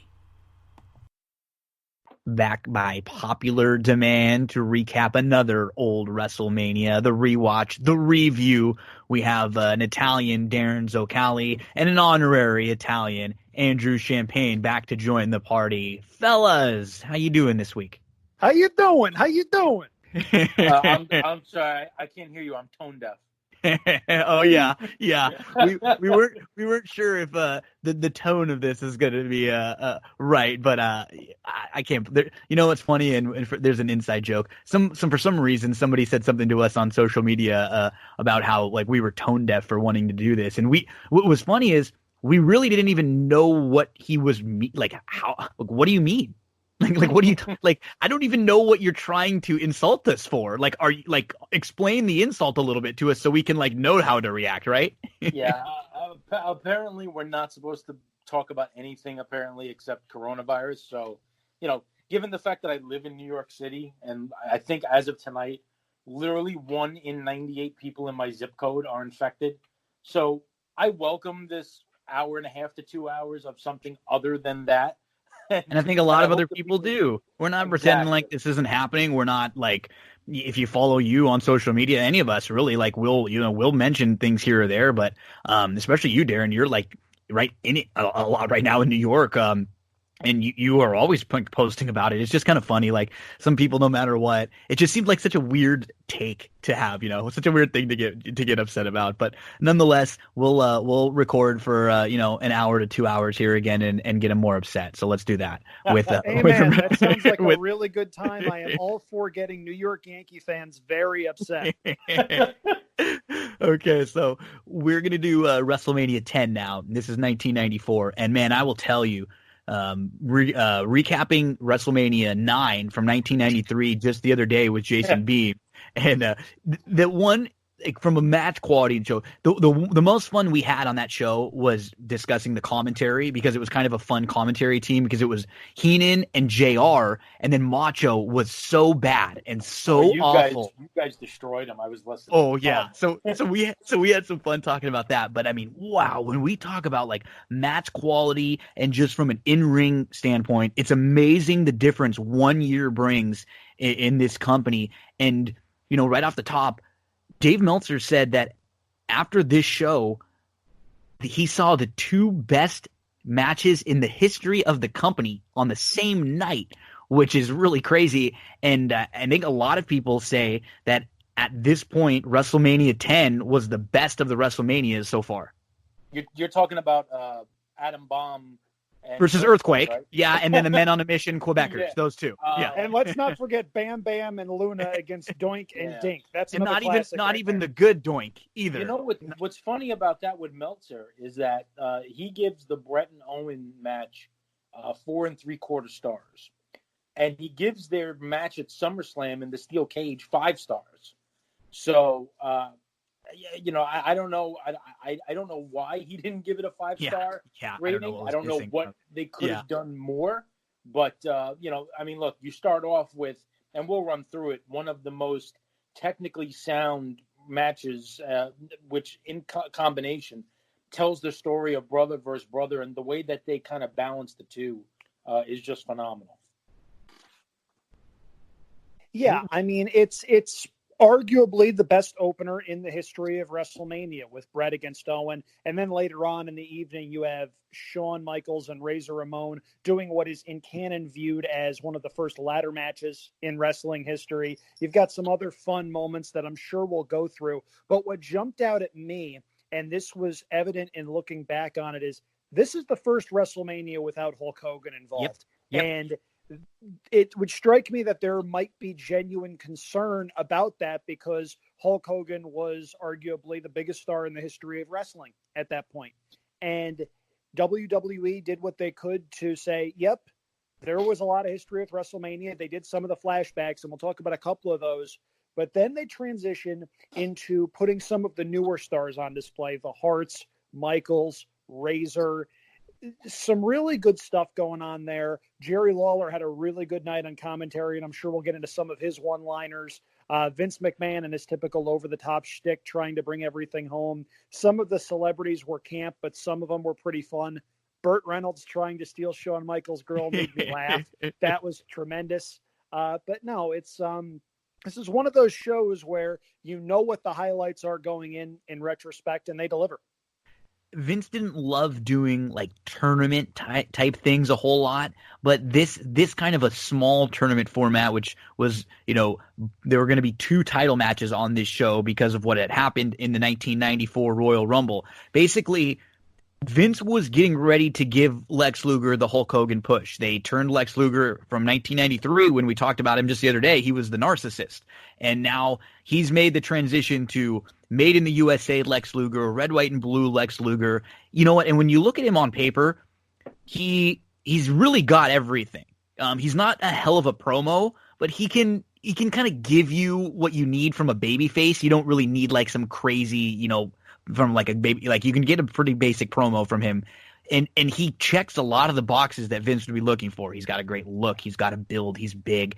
And he just, I saw you kind of talking about this the other day, Darin. They really kind of screwed him a lot with the way that they booked him. And I think, he's not a 5-star classic in the ring a lot, but for the time he was fine. He was able to do enough. I mean, enough at least what Hulk Hogan was able to do, those through his years. But they never got enough behind him. I think what happened at SummerSlam 1993 when he won a match by DQ and he's celebrating like he just won the title, that kind of hurt him, and never being able to get it. And so what happened was at the 94 Rumble, which a lot of people don't like the finish and the end of it. I actually love it. I'm a Bret Hart guy, so this was really like my era now. And it was a tie. They had 2 fall over the top rope at the same time, Bret Hart and Lex Luger. They were the last 2. They went over together. And so it was a real kind of a smart idea for this WrestleMania. You get to have, a couple main events, and you also have this feud with Owen and Bret. So what they did was they flipped a coin to decide who would face Yokozuna first. Bret Hart was going to have to face Owen. They couldn't have done it any other way. With the booking, it had to be this way. It had to be with Bret losing first and then winning at the end. It just worked out too perfect. Set up the contender for Owen. I mean, there were some bad matches in this show and then some down spots, but they really set this show up really, really well in the months before. Yeah, the Luger stuff, we could have a lot of fun as we dive into this talking about, Luger. I mean, the way I look at it, basically Hogan is Cena and Luger is Reigns. I mean, that's pretty much what it is before we had Cena and Reigns. And Luger didn't just get, screwed over in WWE. I mean, they screwed him over in WCW. He was in the Four Horsemen after being in WCW for like 5 minutes. Yep. Got this monster push that everybody resented. Then Sting blows his knee out. He all of a sudden is a baby face and facing, Flair for the title. I think I don't remember if it was Great American Bash or which WCW pay-per-view it was. It was like a 40-minute match. It was a really good match. Luger ends up getting counted out because he's getting jumped by the Four Horsemen. So they screw him over there. They don't. It's the same thing that's followed him forever. Yeah, forever. Yeah, Flair said he wasn't ready. Then he gets to WWE, and within 6 months of being in WWE, the guy turns from being this monster heel that Bobby Heenan found to this all-American guy. He up until like the day of SummerSlam in '93, he's going to win the title, and he's hot at that point too. He's hot. People are behind him. He is. And then Vince decides, no, I want to stretch this out to WrestleMania. I want to try to keep Luger heated up and move this to WrestleMania. I mean, the balloons fell at SummerSlam because Luger was supposed to win. Yeah. Like, the balloons were supposed to fall on new WWF champion Lex Luger. The balloon still fell after he won by a countout in the most ridiculous thing you've ever seen. Completely cools him off. They put him into a feud with Ludwig Borga, if you remember. Yep. And by the time you get to WrestleMania, and by the way, the story goes from a lot of people, the finish at the Rumble was because Vince still didn't know what he wanted to do. Mm-hmm. He didn't know if he wanted Bret. He didn't know if he wanted Luger. He wanted to see how the crowd reacted. By the time you get to WrestleMania, the crowd is completely dead on Luger, and that's the end of him. But, I mean, it's the story of his life. I mean, he gets a monster push right out of the gates, and then they see, okay, well, yeah, he's good, and he's got a nice look, and the work in the ring is fine, but is this really going to be the guy? And they cool off on him. 3 words, Darin. We want Flair. You sort of glossed over it a little bit, but back when Jim Hurd, he of Pizza Hut fame, got the job running WCW, his big thing was he didn't get Ric Flair, wanted to job Ric Flair out, make him Spartacus, have him cut his hair. Can you imagine Ric Flair with no hair? But so Flair left, and in response, the NWA booked Lex Luger against, I believe it was Barry Windham. Please correct me on that if I'm wrong. That's correct. In the steel cage. That's correct. And the crowd knew exactly what was going on. And instead of this being Luger's big coronation, from start to finish, you could hear the crowd chanting, "We want Flair. We want Flair. We want Flair." Now, there's some stuff with Luger that doesn't sit particularly well with me. He wasn't the world's greatest technician. Yep. He wasn't the greatest promo. He didn't have the silent voice. Every promo he did that you remember was him with this exasperated, raspy yell. And that never really took with me because you could tell he was trying to do the Hogan thing, except he didn't have the voice to do the, well, let me tell you something. Da, da, da. His voice was just different. It was raspier. It didn't have the effect that could fill a room, which I realize sounds brazenly stupid. But if we're talking about what separates an upper mid-card guy from a main event guy, that stuff matters. And there have been enough instances in Luger's career where combinations of terrible booking and lacking that one little piece to push him over the top meant that he was sort of in purgatory. The one big moment that he had after all of this happened at WrestleMania 10 was he beat Hulk Hogan for the title 97, right? Episode of Nitro, yeah, 6 days before a pay-per-view. And then they jobbed him at the pay-per-view. Yeah, it was, dude, he was huge. It was hot. It was like a clean win, too. He put him in the torture rack. That was when, as WCW went. But yeah, at that time. But yeah. And you're right. He just, it's funny, just talking it out. He was supposed to be the next Ric Flair and then the next Hulk Hogan. I mean, talk about getting put in really bad spots.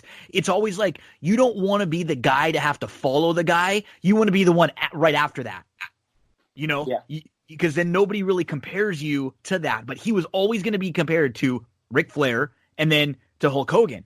And so he needed to be booked well. Things need to go right for him. And it always seemed to go the opposite way. And one more little story before we get into the match and the show, and we'll go match by match. But I actually was listening to a couple different things, and they were wanting to swerve people so bad on this show that they actually recorded Lex Luger at live events with the WWF Championship.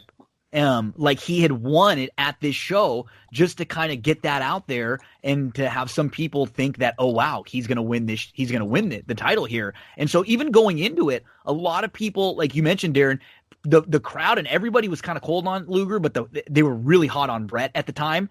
And Vince was still kind of having to be convinced about Brett.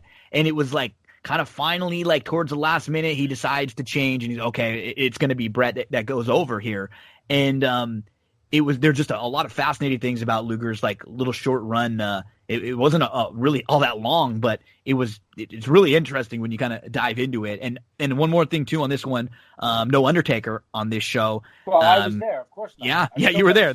We know if you're Darin's the curse, Darin. There's wherever no Undertaker. the Undertaker isn't. Yeah, so poor Taker. I'm sure he would rather have been not there than dealing with Giant Gonzalez again, like he had to be in 1993. So he didn't mind there. And a lot of this was, you know what, this is WrestleMania 10. We are going we're going to go through the history of WrestleMania. As Andrew, you mentioned, they show clips through of like a little 20, 30-second clip all throughout the show of all of the other WrestleManias. And it's does have a coming home again. They're back at Madison Square Garden. It's a real nostalgic feel. We get Little Richard singing America the Beautiful right off the bat. And then we announce the commentary team. It's Vince, it's Jerry the King. I will say that's not like it's a downer. Vince is a voice that we remember as a kid. But I wasn't like, I think Jerry kind of grew into the role, and he has some good moments here, but he sometimes was like like he was like too like Bobby was more of like a cerebral heel. He was like too like playing the heel character sometimes on the commentary table. So I guess one of my only gripes about this show is maybe that it wasn't like a star commentary team either. But I mean, Vince was always good for some fun Vinceisms, and you did get some good stuff from Jerry here and there. Yeah, you did. But like you said in the beginning, he was trying very hard to be the antagonist, and you know, some of his comments felt forced, and he eventually grew into the role. He did, well. yeah. Yeah, he did. But yeah, I mean, you know, I'll be able to give you a couple of perspectives from this show as we go through it. You know, being a 10-year-old kid, I was there with two friends and my dad. We had great seats right above where the wrestlers walked out. In fact, in a couple of moments in the ladder match, when it comes out, you could actually see 10-year-old Darin with his dad and his two friends right over that overhang where the wrestlers came out, and then eventually watching it back and getting that perspective that everybody who watched at home. So it was a really cool experience. It was a great show, and yeah, I'm pumped to be talking about it. You had mentioned Jerry Lawler, and I think the big thing to note here is he wasn't working with Jim Ross. He was working with Vince. Chemistry is a very real thing, and he and JR had the kind of chemistry that if you could bottle and sell it, you'd be a very rich man.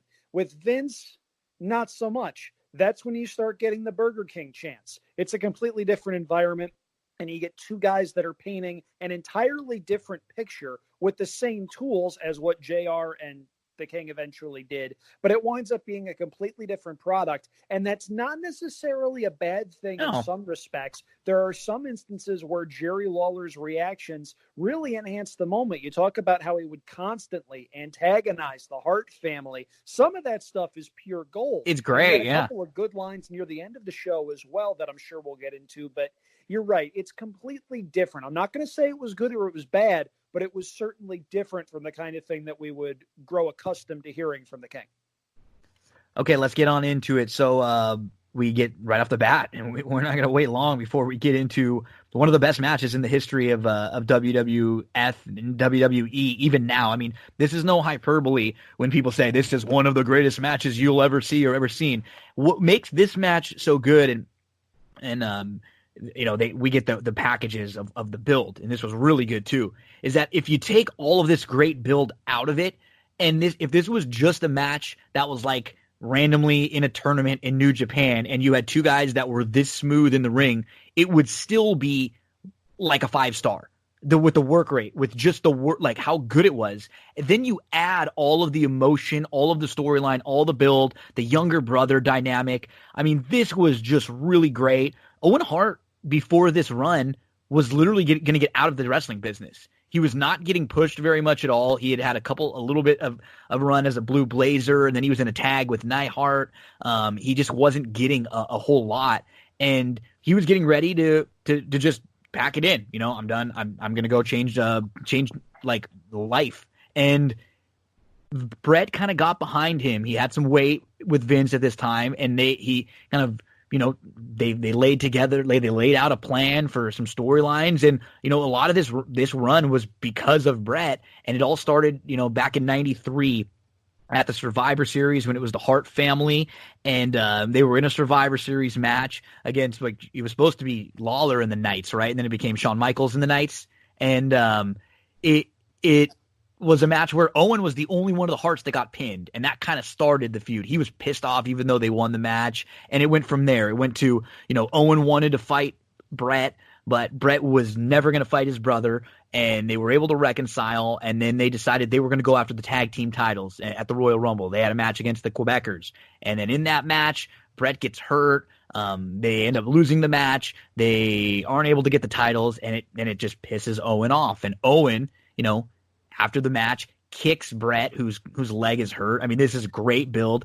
He, quote unquote, kicks his leg out of his leg. We get that famous line from Owen. I mean, this is really, really good stuff. And it leads up to this match here. And I mean, right from the beginning, it's just quick-paced, work ethic. We're seeing things, Darin, that, like, moves that Brett and Owen hadn't even really used a whole lot, and we didn't see it all in the company at this time. Like, they were definitely knew what they were doing with this match. They wanted this to be like a classic. No, they did. And speaking to the moves, I kept track of them and I jotted them down. I mean, right from the get-go, you get like a fireman's carry rollover, you got head scissors, 2 belly-to-back wrestling takedowns, 3 kip-ups, right into a hammerlock, drop toe holds, a crucifix, you get a belly-to-belly suplex, a belly-to-back suplex into a bridge, 4 roll-ups, a small package, a tombstone pile driver. I mean, and I could literally go on and on for a minute. It's literally just a well-calculated technical wrestling match that, oh, by the way, you get the occasional heat of brother versus brother where Owen smacks Brett. And I'll tell you, you heard that around the arena. I mean, that was a hard smack. And then Brett later on returns the favor. You get the pushing and shoving back and forth. And Owen, I'll tell you, he had so much heat. I mean, this place was livid for this guy in this match. I mean, yelling at him, screaming at him, cursing at him. I mean, it was kind of uncomfortable being 10 years old, sitting next to your father. And everybody around you is calling this guy an a-hole and dropping F-bombs. And it's kind of weird as a 10-year-old kid. But, I mean, the heat that they had on him was just crazy. But and then you get into, some of the other stuff, like the turnbuckle. I mean, Brett goes flying into the turnbuckle once. Owen goes flying into the turnbuckle. You got that one moment kind of in the middle of the match where they reverse each other's sharpshooters, where the crowd was really on edge. It was like, oh, and then it reversed, oh, and it reversed again. I mean, they kept building you up and taking you down and building you up and taking you down. You kind of had like false finish after false finish before you had the whole like finisher false finishes that we see now. But I mean, this entire match is just one technical wrestling move after another, right to the pin, which kind of comes out of nowhere. And then, of course, you get the great Owen Hart move where he just walks right up to Brett, who's on the floor after he beats him, and gives him the middle finger. It was awesome. Right in his face. And I mean, the place was just livid. And after the match, you see Brett, he kind of slams his hand on the mat like 4 or 5 times, and then he gets up walking around and he like claps 5 or 6 times. And I never knew quite what to make of that. I didn't know if it was in character with saying, okay, this happened, I got a bigger job to do later, or was he just really stoked that he knew the match was insanely good? Maybe both, and maybe a little bit of both, right? Maybe a little bit of both, because you're right, yeah. But it was phenomenal. The match, watching it in person was phenomenal. And I'll be honest with you, in person, I didn't realize when Owen pinned him, I thought Owen cheated. I thought he had his feet up on the ropes. I didn't think it was a clean finish, and I didn't know that it wasn't that it actually was a clean finish until I watched it back on video, months and months later. Darin, you mentioned that you were there with 2 of your friends. Are you sure it wasn't 20,000 of your friends? Because if you watch this match, it is gobsmackingly awe-striking to see how many kids were chanting at the top of their lungs, "Let's go, Brett! Let's go, Brett!" It's the kind of thing you don't hear at events anymore. It was completely organic, and it showed exactly how much the crowd was behind Bret Hart for everything he had done and for the universal appeal he had to a lot of people within the fan base. He had appeal to the older people who appreciated more technical wrestling. And because he was the good guy that could take a beating, women and children loved him too. And then you get Owen Hart being the little snot-nosed punk little brother. Who can't relate to that? It was a tremendous technical match. And then you had Owen rubbing Brett's face in it afterwards. Looking back, it's a little bit painful seeing that this is as good as it was going to get for Owen. And of course, we all know how it ended. And we'll talk a little bit about the way the night ended with Owen in the aisle, unable to go join his brother. That was magic in and of itself. Yeah. That should have kick-started something far bigger for Owen. It didn't. We all know how that ended. It's unfortunate. This match, though, it was pretty damn good. Yeah, I mean, right after there's just like so many little things too. Right after he wins, he looks to the ref just to confirm Owen. He's like, I got the 3, right? That was a 1, 2, 3. Like, it was like, I've never beat my big brother like that. You know, like it was just a little small thing that I noticed right away. And I was like, oh, that was great. And it was so perfect. Like you mentioned, Darin, too, like what was Brett thinking after the match? Like looking back at it, like there's so many things in the psychology that just make sense because it's like, you know what? Brett wanted to win this match. Owen needed to win this match. Sure. Oh, and Brett wanted to win this match, but he needed to win the match later and win the title. And that was the slight difference here, you know? And so it's like Owen just kind of wanted it a little bit more, and he gets it. And you could tell that, you know, he was maybe willing to do like a little bit more of a snide, cheap thing than Brett was, and maybe in like throughout the match. But this was just an absolute classic. And I think, and we'll get to Owen. Poor Owen when he gives his biggest promo of his life right afterwards. He's got the big loogie on the side of his face that's going to become like a classic moment that everyone remembers. I think the one, and looking back at this over the last few weeks as we've been rewatching a lot of these old ones, the one gripe I have, and I have very little gripes about Bret Hart as a worker in particular, is the thing that was always a little bit like inconsistent with his character was the way he covered people. Yes. He always was so nonchalant with his cover. He never hooked a leg. He never even leaned into a cover. And he didn't pin a whole lot of people because a lot of his finishes were with the sharpshooter. But it was always so funny because for such a technical wizard in the ring, it didn't make sense that he would be willing to give it away at the cover like that. Yeah, I that always drove me nuts about Bret too, being a big Bret Hart guy. There were a couple of things where if you watched Bret religiously, and he was the star, you know, from the time I was 9 to 14 or 15. Yep. So he was my guy. You know, I was right in that wheelhouse age group. He was my guy. But when he used to do that inside turnbuckle elbow, when he hit that elbow, he would come straight down, knees tucked in, straight down, elbow across the, right underneath the chin. When he missed that elbow, he would kind of macho man it, and his lower body would fly off to the side. You could tell. You could tell the moment he left that inside turn, he was going to miss it, whether he was going to hit it or not. He had to fall a little different. Yeah, he would fall. So it's just like one of those things that you, by watching so often, that you notice. But you were talking about Owen. I mean, Owen plays the heel great, but I do think that it was really hard for him, and it's because if you know the story of Owen Hart, Owen was one of the most not only respected, well-liked people in the locker room because he was a comedian. Yep. He was the prankster in the locker room. He was the guy he was the jokester, was always pranking everybody and playing jokes.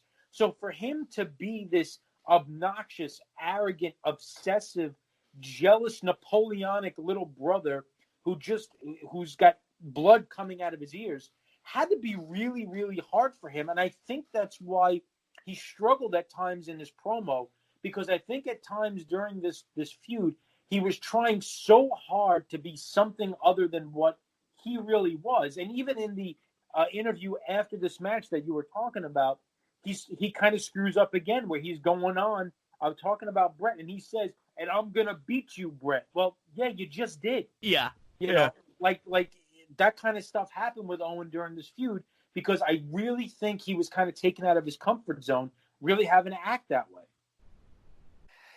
Yeah, I don't have a whole heck of a lot to add to that much, but I will add one of the stories from Bret's book that stands out in talking about Owen ribbing people. His father was not above that. He prank called his father, the legendary Stu Hart, once as a local strongman who had a friendly relationship with Stu for a while, and he crank called him saying that he wanted a piece of Stu Hart and that he could try him and whatnot. And Bret is in the room, and he sees Stu Hart get madder and madder and madder. And you didn't get Stu Hart mad, okay? Nobody ever did that. Well, his face is crimson, and all of a sudden, he looks at the phone quizzically and hangs up. He looks at Bret and goes, it was Owen. It's just tremendous stuff, and that tells you the kind of person that Owen was. Nobody had a bad word to say about him. If you can find somebody in any shoot interview anywhere that said something bad about Owen Hart, I'd be very surprised. Even the Ultimate Warrior, in the one shoot interview he did, he praised two people. He praised Owen Hart and he praised The Undertaker. Yeah. And, Well, I'll tell you, one other thing I'd love to add, and I actually put on Twitter the other night, being a big Brett guy, I know where you're going. You're right, and you're right. I loved the way Owen put the sharpshooter. It was perfect. It was. He would be like, it was like a guy looked like he was about to do a monster squat. Like his legs would be so spaced out, and he would be so far cinched into that thing, and it looks so difficult the way that he would be so low to the ground, but with nothing other than his feet touching the ground, and how far. Like I listen, no disrespect to Brett. Again, he was my guy. I thought Owen's sharpshooter was the best sharpshooter I ever saw. Yeah, and I believe that Kevin Owens' name, Owens, is like a tribute to Owen because he loved Owen Hart. Yes. I think he went with the Owens because that was like his favorite wrestler of all time. So really cool. I mean, this, like you mentioned, Andrew, this was Owen's time from right here. He had an unbelievable year. He wins this match. He wins the King of the Ring later, and then he's in the main event of SummerSlam with Brett, and they have an awesome steel cage match, which is great. And then there's that time. There was one other time in his career when he had like an opportunity where it looked like they were going to maybe – I thought Vince was going to maybe give him a little run, and it was right after Brett left, and he was doing the Black Heart gimmick, and he had a couple matches against Triple H, against Shawn Michaels right when they started DX, and he was hotter than he'd ever been. The crowd was nuts for him because they were still kind of bitter at what had happened with Brett. The crowd was hating Shawn Michaels and Hunter at the time, and he was like, it was almost like he was going to get that push. I think he even had a title match against Shawn, and they gave him like a couple opportunities where it was like a dusty finishes where he looked like he was really going to win, but he's awesome. Yeah, well, on top of that, like the new blue chipper was The Rock. Yeah. He beat The Rock for the Intercontinental title in '97. Yeah. People forget about that. And when I saw that, I thought like you did, wow, Owen is going to get a monster push. And, you could talk about the fact that moving into those late 90s and early 2000s, you start to get, a lot of talent in as they get away from those ridiculous characters that they had. But, I mean, was there a more technically sound wrestler, than Owen in WWF at the time? Probably not. There was really no reason why he couldn't get a push. And I thought that it was coming, as did you, because like I said, they gave him a big win over their next big guy, their blue chipper, who they pushed to the moon right away with that whole Hart Foundation reunion thing. So, and then the Black Heart, the Nation of Domination, and then it just kind of, they ended up putting him with Jeff Jarrett and back to the Blue Blazer gimmick, and and that was it. Yeah, and Owen had a couple of other really high-profile moments. He had a 5-star match with the Bulldog, probably Bulldog's last great match. It might have been for the European title in the tournament they did. Yeah.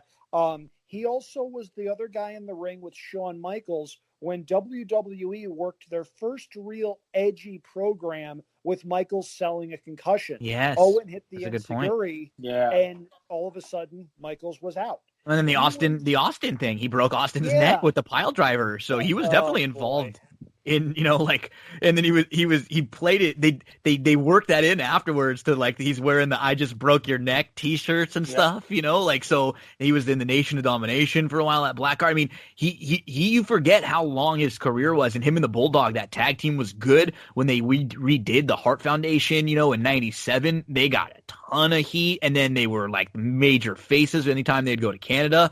That was awesome. So he was around and a part of a lot, and he goes way back to like the Blue Blazer days in Mania 6. So yeah, I mean, it's great to talk about Owen anytime we get the chance and the opportunity to. And I know some of these other matches we probably won't spend near just a minute or two on. So I would certainly hope not. My goodness. I would. I think this was one that deserved talking about for a little while. And Andrew, you had mentioned some of the clips that we saw. So they were showing clips from every WrestleMania through the years. And I was always, I remember wondering, at this Mania when I was watching it live, and every time I'd watch back, I kind of would forget and say, are they going to show the Hulk Hogan clips? Because, Hulk Hogan's not a part of the company now. And they ended up showing a couple of them. They couldn't get around showing Hulk in at least one of these WrestleMania clips. And so WrestleMania 1 was, just showing all the pomp and circumstance and all the celebrities, and they showed the body slam match between Andre and Big John Studd. And then WrestleMania 2, they showed how it was at 3 different venues, and they showed the battle royal with the football players and the wrestlers. And then we get a really weird segment where what is it, Cy Masterson from the Hair Club for Sky Sperling, who actually Cy Sperling, that's who it was. Yeah, he actually just passed away 6 weeks ago. Oh wow. That's crazy. I didn't even see that. So Cy Sperling comes in from the Hair Club for Men. He's introduced. He talks about his newest project and his newest creation, and it's the Fink, Howard Finkel, with a full head of hair here. It looked kind of goofy to see the Fink, but he sets us up for our next match. It's Bam Bam versus Bam Bam Bigelow and Luna Vachon versus Doink and Dink. And this was not Matt Bourne Dink. This was Ray Apollo Doink. This was Ray Apollo Doink. And Doink was now a good guy. He's become a face. And this was when he wasn't. I mean, Matt Bourne was excellent as Doink. He was really creepy as the evil Doink. And when he would pop back up, he did a really good job with Doink. This wasn't one of the better showings. And this was really just like an elongated squash match. It's kind of funny because they wouldn't do this at this time in WWF, but this was like a heel getting his comeuppance on a face who had kind of tormented him for a while here, and Bam Bam gets the win. It goes about 6 minutes. Bam Bam and Luna go over here. Yeah, Bam Bam I always liked. I mean, a really agile big guy who would do things that you wouldn't expect a big guy to do. He's got a big drop kick in here that's really cool. There's a couple of funny spots. I mean, at one point, Dink jumps off the top rope going after Luna. He misses her by like 10 feet. Bam Bam tries to get Dink. That's kind of a big storyline throughout the match. There's another point where you kind of see a DDT from Doink that you really didn't see too much of that style of DDT at this point. It was the kind of DDT that you're kind of used to seeing now, where the guy who's performing it really elevates himself up in the air, kicks his legs out, and he's kind of like hanging up in the air for 4 or 5 seconds and then kind of spikes the guy down. It was a different DDT than we were kind of accustomed to seeing back then. Then you get that moment where Doink tries to side suplex Bam Bam, and Bam Bam like just kind of falls on his head, where, it could have been the end of the match there. But yeah, I mean, you get Luna Vachon, who, obviously Mad Dog Vachon, her father, I mean, she had been around for a long time. She bounces back and forth between a lot of different territories, WCW, a couple of places down south as well. So, in fact, the one funny story I could tell about Luna Vachon is that she actually recommended somebody to WWF to get hired. I forget who it was, but it put her on the map with WWF themselves. And when they decided, after like watching some tape of her, that they were interested to try to hire her, they couldn't find her. And her family didn't know. They knew she was in Florida, but they didn't know where. And WWF actually had to hire a private investigator to locate her to get her to come to WWF, which is a pretty wild story. So, yeah, that's one of those cool tidbits. Other than the match itself, that's really all I could say about it.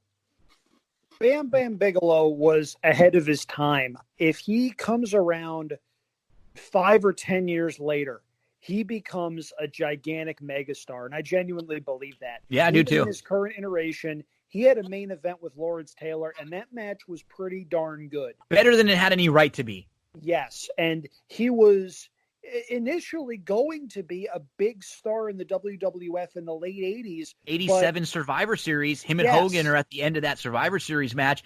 He's the last one in the match, and he's going. It's like him against 3 of the big heels. Yes. He eliminates 2 of them, and then it's just him and Andre, and then Andre eliminates him, and it kind of sets up, WrestleMania 4 going forward. But yeah, you're right.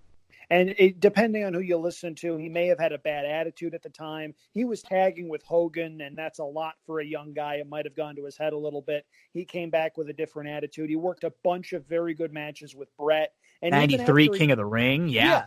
And even after he left WWF, he went to ECW. He was the guy who went through the ring with Taz. He went to WCW, had some pretty good matches there, even being as far past his prime as he was. And here you get a pretty good sense of the fact that this guy, he's a tall dude, he's a big dude, he's a wide dude, and he can move.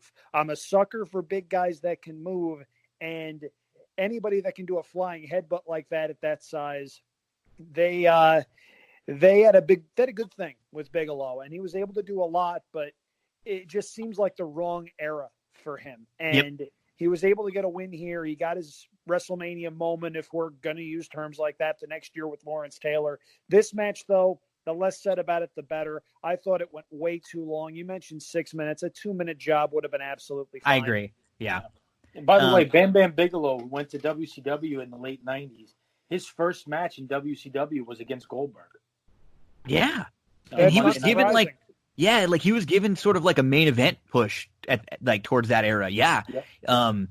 And he'll be in the main event of WrestleMania next year in 1995.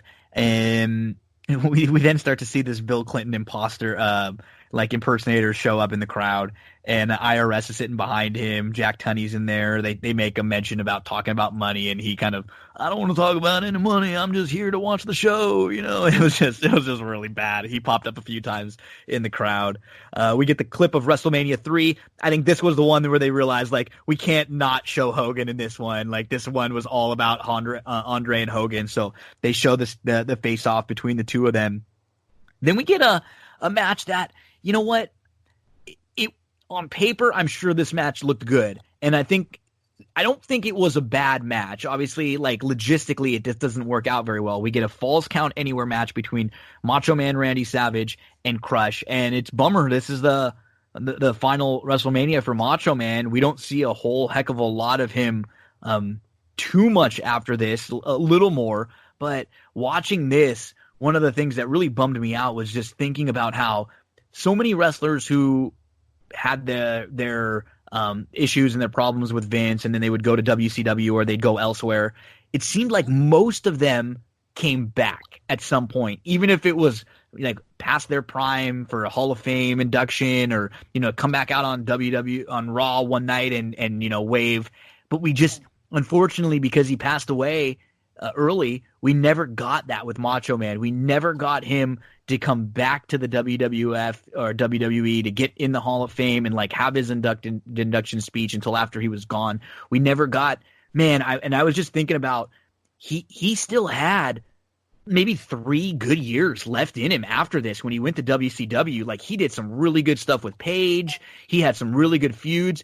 Could you imagine more of Macho Man Brett for a long feud to put over Brett, to put over Shawn, which is something he had wanted to do for a while? I mean, how about even getting into the Rock Stone Cold days against Macho Man? Those would have been a lot of fun. Just watching this kind of bummed me out, seeing him go, because he was one of my favorites, and he did a good job to do the best with this match that he could. The reason that this match was a little different was it was a Falls Count Anywhere match where once you were pinned, the match wasn't over.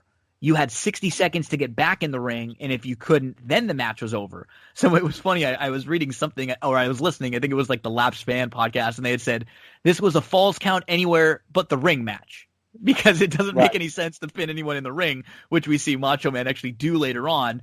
I think it was just one of those things where looks good on paper, sounds good, but every time there's 30 seconds or 40 seconds of no action, I'm sure the crowd starts to get a little anxious. They're wondering what's going on.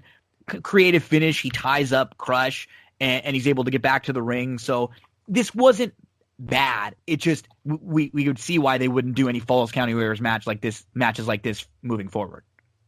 Yeah, I mean, when he drops the elbow and he's got to push him out of the ring to pin him, it's just silly. It just does. Yeah, it just doesn't work. And then they go to the back and, oh look, there's this giant, I don't even know what it is, lift thing that happens to be there that I could tie, Crush's foot to. Yeah, I mean, these two had a lot of heat against each other. There was a pretty good feud between the two of them. You kind of see that from the beginning when they're going at it. Savage runs out after him right away. By the way, I mean, when Savage's music hit, monster pop at the place. Huge. Still monster pop. And it's one of the things, And I think you touched on it quite a bit, and I think it's more so than the match. I think it's the thing I would like to talk about more is that it's a damn shame that this was his last pay-per-view in WWE, WWF, because he did have a lot more to give. And this is one of the things that bothered me about Vince, where he didn't. It's like he didn't know how to do two things at once. He didn't know how to hold on to the old star while simultaneously passing the torch to his You're so right. new generation. Like he didn't use them the way that every other territory or company did to get over your new stars. Exactly. And it wouldn't have been difficult. Savage would have been fine doing, if you had told Savage you're going to work with Brett for 4 months. Or Shawn. Yeah, or Shawn. I mean, he would have been fine with that. And you could see it when he goes to WCW. I mean, the stuff that goes on with the Three Faces of Fear, and he's got the stuff going on with Flair. He even wins the title in that ridiculous 3-ring battle royal at the World War thing. Yep. Yeah, I mean, and then you got the NWO. I mean, he's got like it's like a 6 or a 7 year run in WCW after this ends, and it always bothered me. He was 42. I understand he wasn't the Macho Man of WrestleMania 3. That's fine. But he was still better than 85% of the guys that you had in the locker room. And to this day, it pissed me off that 1994 was the end of Savage in WWE, because they definitely could have gotten 3, 4, even 5 more years out of him. The biggest pop at WrestleMania 10 came courtesy of Bret Hart. The second biggest pop came courtesy of Randy Savage walking to the ring. I feel like that illustrates a lot of things right there and bears out a lot of things that we're talking about. This match was nothing special. I hate any sort of last man standing match. It just, to me, the variant seems hokey. And you mentioned, there's a harness back there. Guess I'll use that. How coincidentally. I mean, going off on another tangent, but that's part of the reason why I hated the Edge Orton match from WrestleMania, which I'm sure Gino will talk about at length or has already talked about. But this was a decent brawl. It didn't play to Savage's strengths. This wasn't what you bring Randy Savage out to do. This seemed like a courtesy thing. Hey, let's get him a payday. We kind of like Crush a little bit. Let's see what Crush can do. And it's not like the match was bad, but when you think of the things that Randy Savage could have been doing instead of this, it's mind-boggling that after all of that, Vince decided, okay, let's use Savage here. There were a lot of things that he could have been better used for. We get some more Todd Pettengill talking to the imposter Bill Clinton, and then IRS is there. He said he's going to work things out with him. I mean, it was just IRS and DiBiase were kind of in the box with him, and they were talking. They show the fan fest from the weekend, and they show Macho celebrating with the fans. This was kind of like one of the first, kind of the beginning of the WrestleMania that we now know, right, Darin, with a lot of the fan access stuff and things like that. It's kind of like the template for, the big kind of WrestleMania weekends they do now. Yeah, I mean, if you think about it, so WrestleMania 8 to WrestleMania 10 is only 2 years. It's like two different companies. It is. I mean, you think about, you got Hogan, Sid, Savage, Flair, Warrior Piper with the big, Warrior with the big run-in, Piper. You think Jake about the Snake, guys, you think about the guys at WrestleMania 8 that are the guys and that are headlining the show. Virtually none of them are at WrestleMania 10. And it's 2 years. It's not an eternity. It's 2 years. I mean, Roman Reigns has been main eventing WrestleManias now for 10 years. It's I'm being sarcastic, but I'm just saying. 6? Yeah, but I mean, 2 years, it's like a totally different company. Let's not forget Goldberg either. I mean, it's not like he's some, brand new, fresh-faced kid that WWE's just decided to push. Yeah. So we then get WrestleMania 4 with Randy Savage, Macho winning his first title. So it was good placement right there after Randy winning that match. And then it was really weird. The WWF at this point, they were so hot and cold and on and off with their women's division. They would just kind of pop up and then they would go full bore with the women's division for 6 months. And then we literally wouldn't see them for a year. or 2 years or 3 years sometime on any pay-per-view, on any show. But we did get Alundra Blaze versus Leilani Kai here, and Leilani Kai from way back when, from the early WrestleMania 1. Yep. Blaze was the babyface champion. She went on to be Medusa in WCW. A lot of people remember that moment where she throws the WWF Women's Championship in the trash can. This match only went 3:20. It wasn't like it was long or anything. It was, there's going to be some sloppy spots, but Alundra Blaze did have some ahead of her time offense, and she was willing to take some chances for a female. Like, she was legitimately one of the better female wrestlers out there at this point. She was pretty good. Wasn't like this was a great match or anything, but it was, like I said, it was just kind of weird the way they would kind of get behind the women and then stop with the women. Yeah, and Leilani Kai, like you said, lost the women's championship at WrestleMania 1 to Wendy Richter. So, and she just, by the way, this is like her first match back in WWF. Since then, in 10 years. It's like, okay, we're just bringing in Leilani Kai for a women's title match at WrestleMania. When she walked out, I had no idea who this person was. Yeah. Because at WrestleMania 1, I was literally 1. So I had never seen Leilani Kai at this point. Alundra Blaze was a good worker. She could definitely move in the ring. Jerry Lawler's most edgy comment throughout the night, and there were a few of them, but with Alundra Blaze, they're talking about comparing these two women's looks. And Jerry Lawler says, "Oh yeah, Alundra Blaze. She's got $1 million body and a 10-cent face." He just ripped her for being ugly all the time. Can you imagine somebody saying that today? Oh my God. So yeah, I took that away from it. She does that nice bridge suplex to win. It's fine. Nothing special about the match. It's kind of there to do what it's supposed to do. And like you said, Alundra Blaze would just kind of pop up like every 3-4 months, have a title match somewhere, just kind of held on. I don't even know how long she held on to the title, but I feel like she was the women's champion for like 4 years at this point. Yeah. Alundra Blaze, Medusa, whatever you want to call her, she was tough. You look at some of the bumps that she took against not just Leilani Kai, but looking further and looking at some of her Japan work against the likes of Akira Hokuto and Bull Nakano. Yeah. Those were some hard-hitting matches, and that was stuff that was so far ahead of its time, and because of it, wasn't really appreciated for what it was. And then you look at Medusa in the latter days of WCW, and it's so much of a caricature. And all you have to do is take one look at her to see exactly what I'm talking about. But going to what Darin said, if Alundra Blaze is that ugly, Lawler must have been cross-eyed or something. I know. It was funny. And I understand Lawler was trying to get over as a heel, but that goes to what we were talking about earlier, and kind the of fact forcing that it. maybe he was trying a little too hard here. Yeah. And Alundra gets the win at 3 minutes and 20 seconds. She hit a Hurricane Rana, and then she hit her German suplex after. So yeah, some strong offense for her for the time. Before we move on, either of you two know what she did after she was done with professional wrestling? No, I have no idea. She drove monster trucks. Really? For 15 years. Oh, that's great.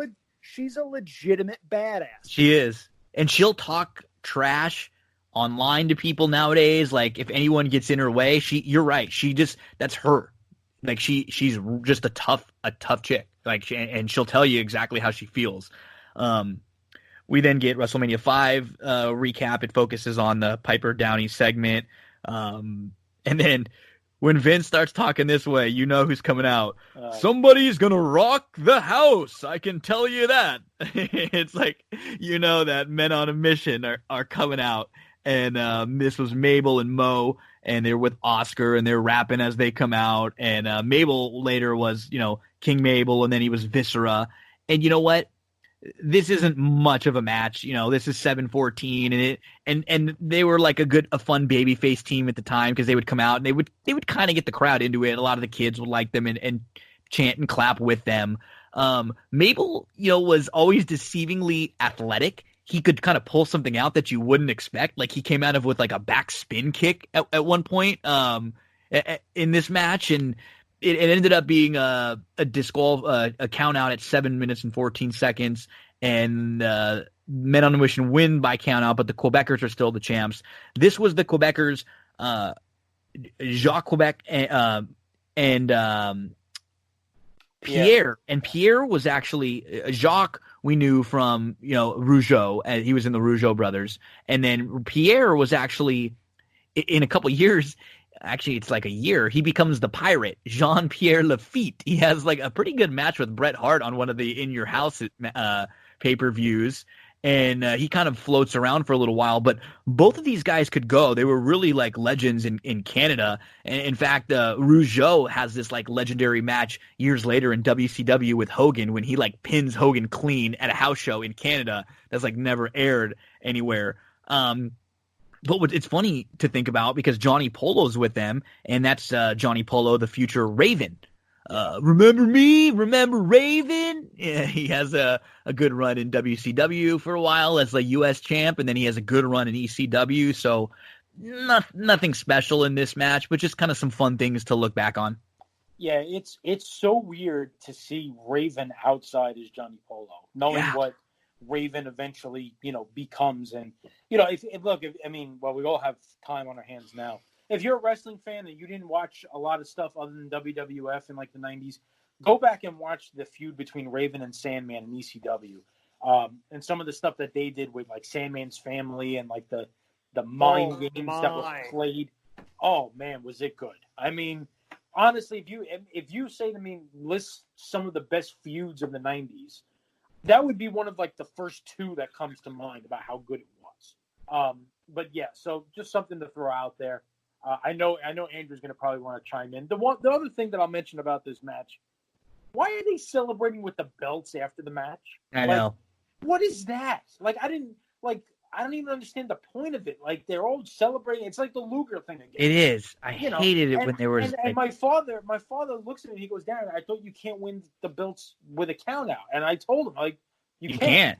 And he's like, "So what are these?" He's like, "So what are these idiots doing?" It's just like the logical person was like, "Come on, this doesn't make any sense." Yeah. I mean, it was just another one of those things. I don't know if it was trying to get the crowd into it, or whatever. Mo couldn't do a whole lot.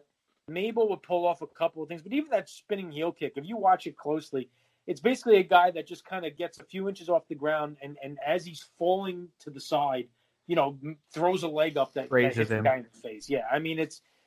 There's just not much of a match here, but yeah, I mean, that's the one thing when I watch back and I went, oh my God, I forgot Raven, Johnny Polo. Go ahead, Andrew. I know you got to have something good with Raven. Okay. I am going to start with the segment before this, and I'm going to end with the segment after. The segment before this is the one where Burt Reynolds. Okay, I'm glad. I was going to go back in time if I did. So thank you for mentioning this. And that was hysterical. It was great. You can tell there are some celebrities that just get what they're supposed to do. And Burt Reynolds got it. All he had to do was show up and be Burt Reynolds. That's probably the easiest money he ever made in his entertainment career. Now, going to this match, Jerry Lawler has one of his best lines of the evening. He says, "Mabel's huge. I heard when he was a baby, he had to be baptized at SeaWorld." Yeah. And when I heard that, I about fell off my couch laughing my butt off. I stayed laughing my butt off because Men on a Mission could not work, and it was laughable watching them try. And then later in the match, the big spot is the Quebecers setting up a double suplex. They wind up getting the double suplex, and you see the guy that would eventually turn into the badass junkie Raven standing on the outside looking like a male cheerleader, going nuts over the Quebecers doing a double suplex. Seriously, if you haven't seen this match in a while, if you're an ECW fan and you're a completist, go watch this match and try to watch that spot with a straight face, given how much they focus on Johnny Polo, a.k.a. Raven.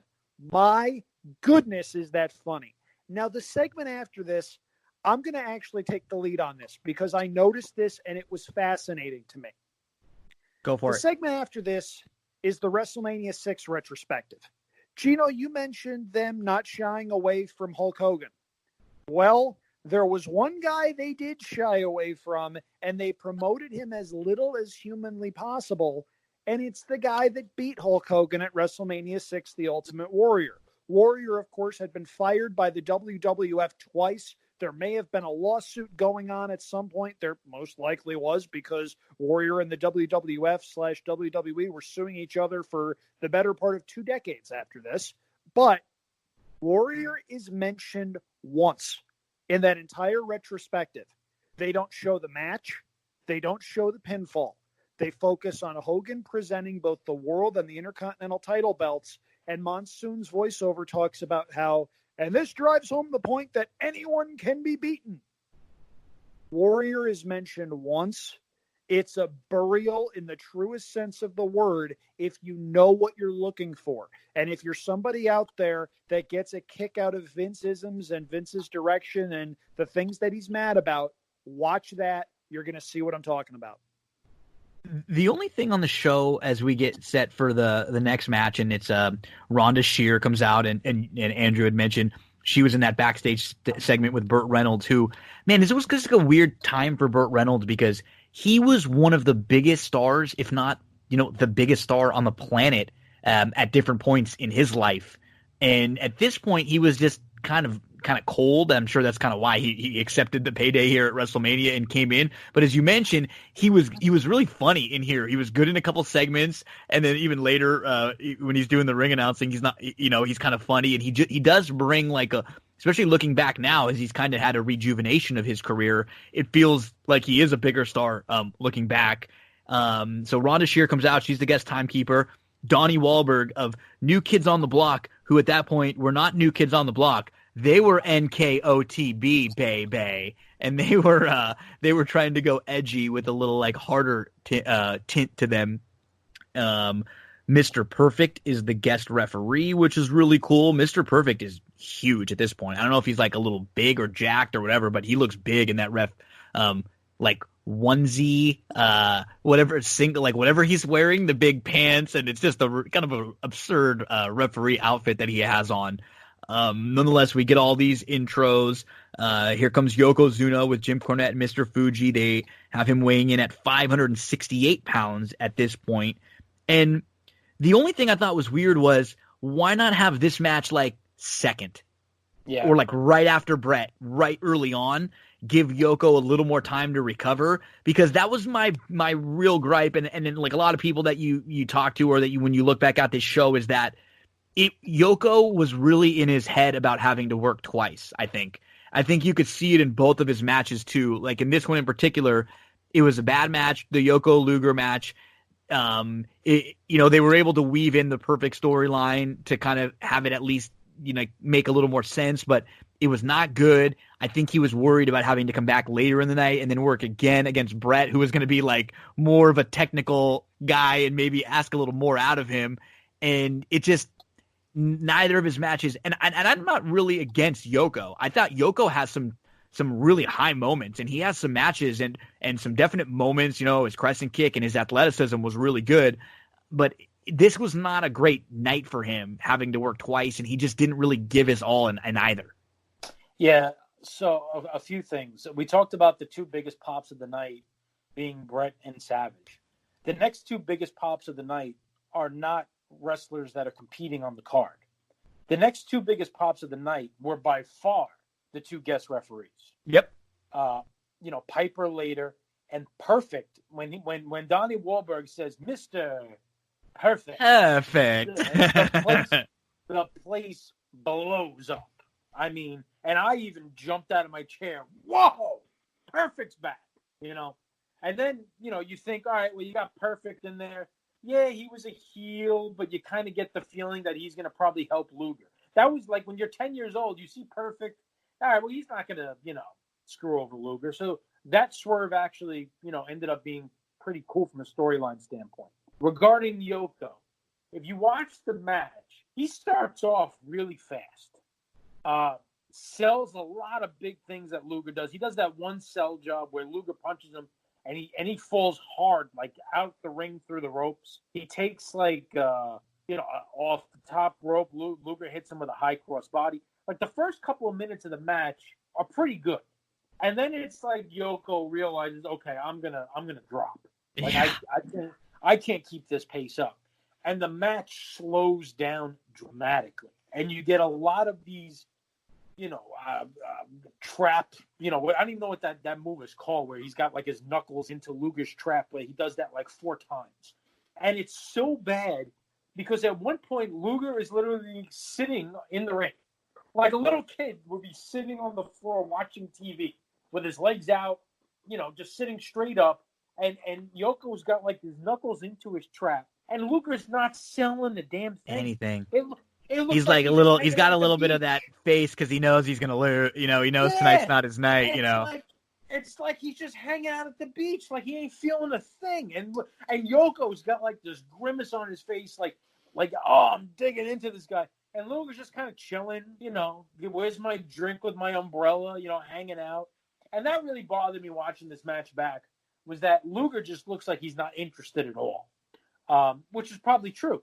It makes a lot of sense. And look, I feel bad for Luger. I really do, because, he got the push and then he got, completely destroyed. And I remember there's a great shoot with Jim Cornette talking about Luger and what went on between SummerSlam 93 and WrestleMania, where going into SummerSlam, Cornette just assumed that Luger was winning that match based on everything that they had done up until that point. And all of the Cornette, who gives, some of the greatest promos you'll ever see, all of his promos were geared towards Luger winning that match. Yep. And he says after Vince pulls him aside, like the day before SummerSlam, when he goes and he tells him Luger's not going over, Cornette's like, what are you talking about? Like, for the last month, I've been giving promos like Luger's going to win. And I think at one point he even like referred to him as like a, if he don't win this match, he's a plate full of piss or something like that. Yeah. Like, and he ended up accidentally burying the guy with the promo. Yeah. But yeah, the swerve at the end is cool. You're supposed to get the Luger Perfect feud, which of course doesn't happen because Perfect gets hurt again. But yeah, that's my take on the whole thing. There's a lot of stuff going on behind the scenes here with Luger that as a 10-year-old kid, I did not realize that watching it back as I got older really makes this whole thing rather interesting. Okay. I let Darin go a little bit. I have feelings on this match. I have feelings on the way WrestleMania 10's 2 title matches were booked. When the guy who gets the biggest pop in the entire match is the guy wearing the stripes, that's how you know you're going to have a problem. Mm-hmm. It was true at the Garden in WrestleMania 10. It was true at the Garden again in WrestleMania 20 when Steve Austin came out to ref Goldberg and Lesnar. Perfect gets a huge pop, justifiably so. The man's a legendary worker, can work face or heel. Easy to see how someone could think, oh, he's going to be out here to help Luger. We'll get Luger Brett to end the night. Yay. The problem with this match, Yokozuna and Lex Luger, at this point, were both capable of having matches ranging from decent to very good. But there's a catch. They both need to be led. They need a partner. They need to be in the ring with someone like, I don't know, one of the guys wearing pink to lead them through to that kind of a match. And that's not a knock on them as workers. You get guys like that, and they're reflections of the people they're in the ring with. In this instance, one of them had to lead. Nobody did. And as a result, I think you can make the argument that this is one of the worst matches in the history of WrestleMania, especially given the match that comes 2 matches later, the match that came to start the card. This was horrible. And Darin, I don't know, you definitely remember this actually, but it certainly sounded like there were some bullshit. Yep. That was one of the first times I remember hearing it at WWF. Yep. Bullshit shit. And that was during the rest hold. And my goodness, watching it was a chore. It was laborious. You could tell Luger knew he was jobbing. You could tell Yokozuna was trying to preserve himself. And the more I watch WWE from this period, the more I ask myself the question, why did we need Yokozuna as the top heel in the company? Yes, he was a spectacle sort of guy. Yes, for a guy his size, he could do some things. But my goodness, you look at some of the other guys that they had right there. My goodness, turn Luger heel. Yep. Make it so that he slowly simmers and snaps. And you got him against Brett. Boom. Exactly. It's perfect, you know? Look at Razor Ramon, the guy that could play face or heel, have a good match with pretty much anybody. Look what he was able to do 2 matches after this. We even talked about Macho is still there. Yep. He could be like the older statesman heel again, where he's, I've been there, I'm better than you. There's so many guys there, and yet, and like I said, I'm a Yoko fan overall, but I think he had his run. He had a good 93. He got his matches, the work ethic match against Brett at Mania was not bad. Against Luger at SummerSlam was much better than this one. It felt like when they announced his weight too, you could see he was getting bigger and he stopped caring and he wasn't 500 anymore. Now he's up to 560 and then he's going to get to over 600 later. And it's just, I'm with you. It was like he was, this was at least the right time to get the belt off of him at the very least is what we could say for them. Yep. Yeah. And I'm hard on Yoko. In the right place, he's fine. I actually dig the main event match that he had with Brett, and we'll talk a little bit more about that later. But him being the top heel, to me, made no sense. I hate the fact that they had to do all this stuff with Yoko as champion. There were 8 or 10 different ways they could have done this that I think could have come off better and still ended the night with Bret Hart as the face champion reigning supreme. I don't get why this match had to be a thing. It was awful. And you got Perfect and Luger potentially starting a feud. And that looks like it's going to be kind of interesting. Oh, wait, Mr. Perfect's hurt and we're not going to see him until he shows up in WCW a little while later as an active competitor. And at that point, he's a mid-carder, maybe has some personal demons he's working through, and he's a shell of his former self. This match sucked. 14:42. Just way too long. I mean, if Yoko's working twice, just give us half of this, honestly. Especially if it's going to be a DQ. Give us like 7 minutes. It's more about the angle afterwards. They're tying back to Luger and Perfect, who had a match at Mania 9 where Luger knocks him out after the match and he cheats and wins. So there was some at least of a tie back, and then afterwards they're kind of going at each other. But I'm with you. This just wasn't great, and I'm glad that we kind of were able to move forward from this. Let me ask a couple of questions. So, by the way, on the bullshit thing, yes, completely happened because I started saying it, and my father gave me like a whack on the leg and said, "He was like, oh, that's great. That is great." Actually happened. And I remember saying to him, but my friends were saying, he goes, "I'm not their father." Okay, Dad, no problem. But on the serious note, so a couple of things. Number one, the road to this scenario it took so many different winding and weaving different ways to get here, because originally Hogan was supposed to job to Brett at SummerSlam in 93. Yep. And Hogan refused to do it. And he'd rather lose to Yokozuna. Yeah, he would rather lose to the big massive heel. And I remember there's a shoot on this where he was at, I forgot where it was, where he was at some kind of an event talking about putting guys over. And he made the comment of, name one guy that I was afraid to put over. And somebody in the crowd shouts out, Bret Hart. And he says into a microphone, it wasn't his time yet, brother. He wasn't the guy. Yeah. It wasn't his time. Talking about, yeah. Okay, so now we get through the Hogan thing. Now, you get to this point where for months they didn't know who was going to be the guy to get the belt. Let me ask this.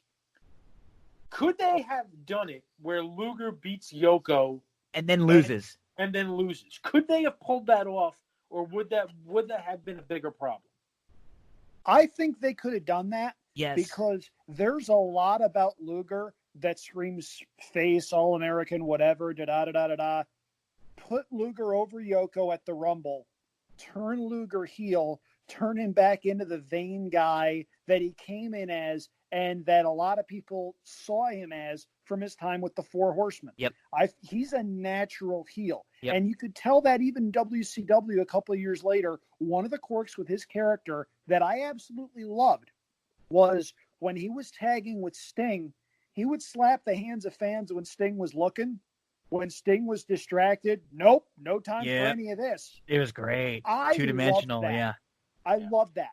And Luger, to me, always struck me as far more effective as a heel than as a face. As a face, I always thought it was forced and it wasn't organic. Let guys be themselves. And if you read Luger's autobiography, which, to be fair, is not a great autobiography, but the one thing that shines through is in the first 80% of that book, Lex Luger was not a good human being. No. And him playing himself, I feel, and getting his comeuppance by the way of Bret Hart would have been a better program, would have been a better match for Luger, and I think Hart would have risen to the challenge of getting a great match out of him, especially given the tensions that he had with Ric Flair, who also worked great matches with Lex Luger. I think Hart would have seen that as a contest, as a challenge, and I think that would have been really cool. Why didn't Luger ever do the torture rack in WWE? I don't know. It would have been great, and it would have been great, especially as a face. I think people would have really gotten behind it. Yeah. It would have been fun at the time, and this was just a bummer because I think they could have gotten more out of Luger than they did. Without saying, no doubt about it. And like Andrew said, it would have worked where maybe you turn him here, and then you got this heel Luger, and then he's mad because maybe Owen gets a shot next, and he just kind of keeps building up as a heel. And then early '95, you can have him as a heel. It just would have been nice to if he would have been treated and built a little bit better, a little bit differently here. In WWE at this time. Okay. So yeah, I mean, it's kind of a bummer because we don't see a whole bunch more of Luger. He's a big player in the Monday Night Wars moving forward when he leaves from WWE to WCW, and in fact, I think in next year's WrestleMania, he's in a tag with the Bulldog, the Allied Power. The Allied, yeah. Yeah, which is like a really nondescript tag that kind of felt like it was going to be something big, but it didn't really go much more than that. He had a little thing with the Ted DiBiase and the $1 Million Corporation for a while, and Tatanka, heel Tatanka. But yeah, he didn't get. He was much better when he returned to WCW, and you mentioned the point, Andrew, that was like probably the career highlight for him, that big Nitro win over Hogan, where he had it for a nice little week run. But yeah, that was he's a polarizing guy. He's someone we could probably have a whole podcast just talking about his career and ups and downs and what ifs and woulda, coulda, shouldas. Then we get the WrestleMania 7 clip, which was the blindfold match between Roberts and Martel, which kind of weird, a few of these clips that they decided to pick from. I guess they just didn't want to show Savage again, right? They had already shown Savage earlier. Was that the thing? And they didn't want to show him again because they show him at 4, because it would have been like Savage and Elizabeth here, or Warrior even, you know what I mean? Like there could have been a few different things they showed. Next we get literally a 30-second match. It's a squash. It's Earthquake, Adam Bomb. Harvey Whippleman comes out. He's kind of ripping on Howard Finkel. Finkel pushes Whippleman down. Adam Bomb comes down to the ring. Earthquake runs down. It's literally just belly-to-belly suplex, power slam, and then the big splash. Earthquake wins at 32 seconds. Yeah, that's pretty much it. I'm not going to spend much more talking about what happens in the match. You get the Fink shoving Harvey Whippleman down, which was got a little reaction out of the crowd. This little fun segment here. Adam Bomb, who bounced around quite a bit, AWA, WCW. He was in Smoky Mountain for like 2 years. Goes back to WCW. Good-looking guy. You could see... He was, yeah. You could see why Vince... And to be honest with you, they do some stupid characters. I mean, back then, this wasn't a terrible character. The big guy from 3 Mile Island, certainly better than the guy who's, half animal, half human, Manitar or whatever it was. But, some of his matches in WWE were not bad. I remember his Survivor Series, when he made his debut, was not bad. But they just never really found anything for him. But and Earthquake obviously here is at the tail end of his WWE career before he goes to WCW. And if I remember correctly, I believe he becomes the Shark. The Shark. Yes, he was the Shark. And then he went back to the WWF as one of the oddities. He was the guy under the mask. The Cartman shirt all the time. Yep, he had the Cartman T-shirt on. Now, the thing with Adam Bomb is, and Darin, you mentioned, good-looking guy, big dude, could move, had a fun moveset. He went to WCW and got repackaged as Wrath. Wrath had a run of about 3 or 4 months where you legitimately thought this guy might be somebody. Yeah. Maybe not a main eventer, but an upper mid-card guy for a while, because he was still pretty young at the time. He was in his mid-30s at that point. He had some good years left. Then Kevin Nash decided he needed to go over Wrath to get ready for Goldberg at Starrcade, and that was it for Wrath. He wound up as a tag team in Chronic with Bryan Adams, and as a matter of fact, just recently it came out that Adam Bomb, whatever his real name is, has been arrested and has been charged with drug and weapons possessions, just ugly stuff. He could be going away for a very long time. Not going to distract too much, but yeah, nothing match. Earthquake gets a squash. Have to think this match got shoehorned in even more because Lex and Yoko ran fairly long with the nerve hold. You couldn't have done a 4-minute match here and made Luger Yokozuna 10 minutes with the same lousy finish. It's a great point. There were some definite timing issues, which we're going to see later on the show when they had to cut the 10-man tag that they had scheduled, and they just do like a little backstage segment with them, and they end up running that match on Raw, I believe, the next week. So, yeah, just it seemed like I think they started to get into some timing issues here.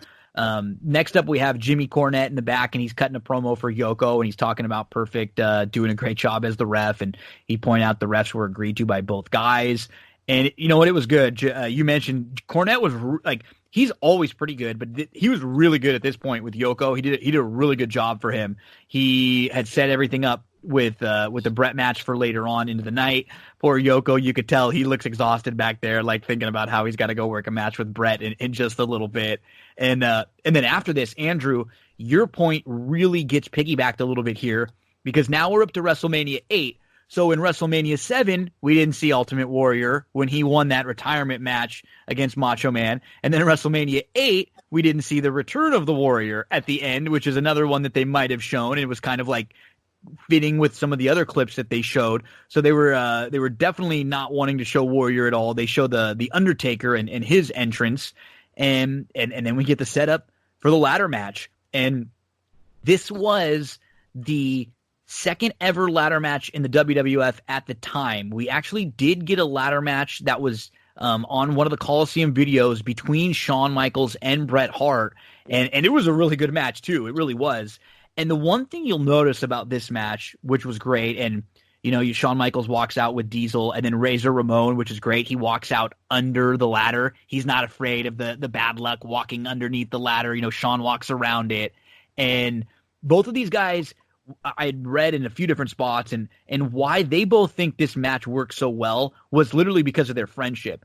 They were really trusting of each other and what each other would do in the ring with one another, for one another. And so they didn't have any weird ego stuff. They didn't have any weird safety stuff. They completely trusted one another. And I love watching back some of the first few ladder matches because they've evolved so much over time, and the way the ladder matches are now are a lot different too. Like, it's more offense off of the ladder, jumping off of the ladder, that kind of thing, versus like they were really ingenious here about how they used the ladder. And we talked about the Bret Owen match to open it up. This was another 5-star match, and this was, I mean, one of the few shows in the history of pay-per-views and in definitely WWF, WWE pay-per-views where you're getting 2 matches of this damn quality. I mean, this was freaking phenomenal. Yeah, on so many levels. The funny thing about you mentioned the Bret Shawn ladder match, which, by the way, you can get on YouTube. I believe it's on their DVD too, where they did the ladder match thing about 13 years ago. But you can get it on YouTube. It is a damn good match. And Bret is very salty about this because he wanted to have the first pay-per-view ladder I'm glad match. you mentioned that. Yeah, he's real salty about this because ladder matches come from Stampede Wrestling. And he's the guy that pitched the idea to Vince in the early 90s. So he we could talk about that later, but he is salty about this. But I'll tell you, number one of the good things that they did here was get Diesel out of the ringside. I'm glad that it was just the two of them, and you don't have the guy outside taking the cheap shots at Razor throughout the match. I think that made the match much better right from that point on. From the first real spot with the ladder, when Razor puts it up on the apron and Michaels does the baseball slide into it, in person, the sound of that ladder when it hits Razor, it is loud. And the crowd, all you hear from around you is, holy shit! Like, I mean, that's all you hear. Like, people are floored. And from that point on, the rest of the match, you get people throughout the match just standing up and sitting down, and standing up and sitting down. And a lot of the ladder stuff throughout the match is done by Shawn because obviously, you know, he is the high-flying guy who does all the crazy moves. And you do get that great shot that they would do the slow-mo of and the great picture of the big splash, you know, from the top of the ladder.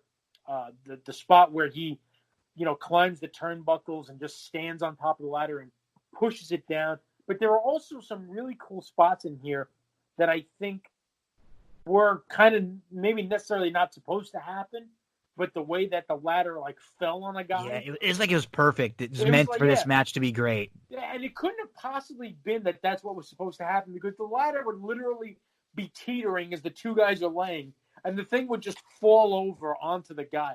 Like, it would just be perfect. And, I mean, you even get the spot where Razor hits the concrete outside in addition to the ladder stuff and slamming the ladder into Mike. And, I mean, I really can't emphasize enough the sound that ladder was making as it – and then you get the point where you think the ladder's broke. It's all, like, kind of warped. And Razor's climbing up the thing, and it's wobbly, and Jerry Lawler's on there yelling, it's broke, he can't climb the ladder. But, yeah, I mean, from start to finish, compelling. The stuff with the ladder's phenomenal. The story that they tell throughout the match, the moves off the ladder. And like I told you guys, you know, a couple of episodes ago, I remember it like it was yesterday. After that match was over, my father, I swear to you, he looked at me and goes, Darin, that is the greatest thing I've ever seen in my life. That's cool. Okay. Here's, to me, what makes this match great. You know how many ladders WWE uses in ladder matches nowadays? 7, 8. Yeah. If 4 different size ladders. Yeah. One ladder. Yep. I don't know if there was a replacement somewhere in the event that ladder broke. There was one ladder, and they used it perfectly. The bump that I remember, Razor monkey flips Shawn into the ladder, and Michaels bumps twice. He goes into the ladder and then brings the ladder down to the floor on top of him. That was genius. And you wonder how the two guys planned that out to that degree. These were two guys, two of the best in-ring psychologists that the WWF ever had. Razor Ramon, Scott Hall having the mind for the business that he has, and Shawn Michaels being Shawn Michaels. This was tremendous stuff from start to finish. There are some people who think that this was a Shawn Michaels showcase match. Ric Flair has gone on record as saying that this ladder match was basically Shawn Michaels and a ladder. There just happened to be another guy with him. I don't think that's No, true. I disagree. No. Yeah. Razor could work, and the image of him at the top of the ladder holding both belts, crowd going crazy, that's part of the reason why the Yoko booking here gets me so angry. Because they had so many other guys right there that could have been convincing heels, that could have worked so much better matches right there. But we had to have Yokozuna because reasons. Working twice on this show, you know. This match was brilliant. It's an all-timer. If you haven't seen it, you need to go watch it. It's a 5-star match. If you can find a hole in this match, you're the ultimate pessimist. This is about as good as it gets. Yeah, the Shawn, when he rides it down, the ladder down too. There's another like iconic spot.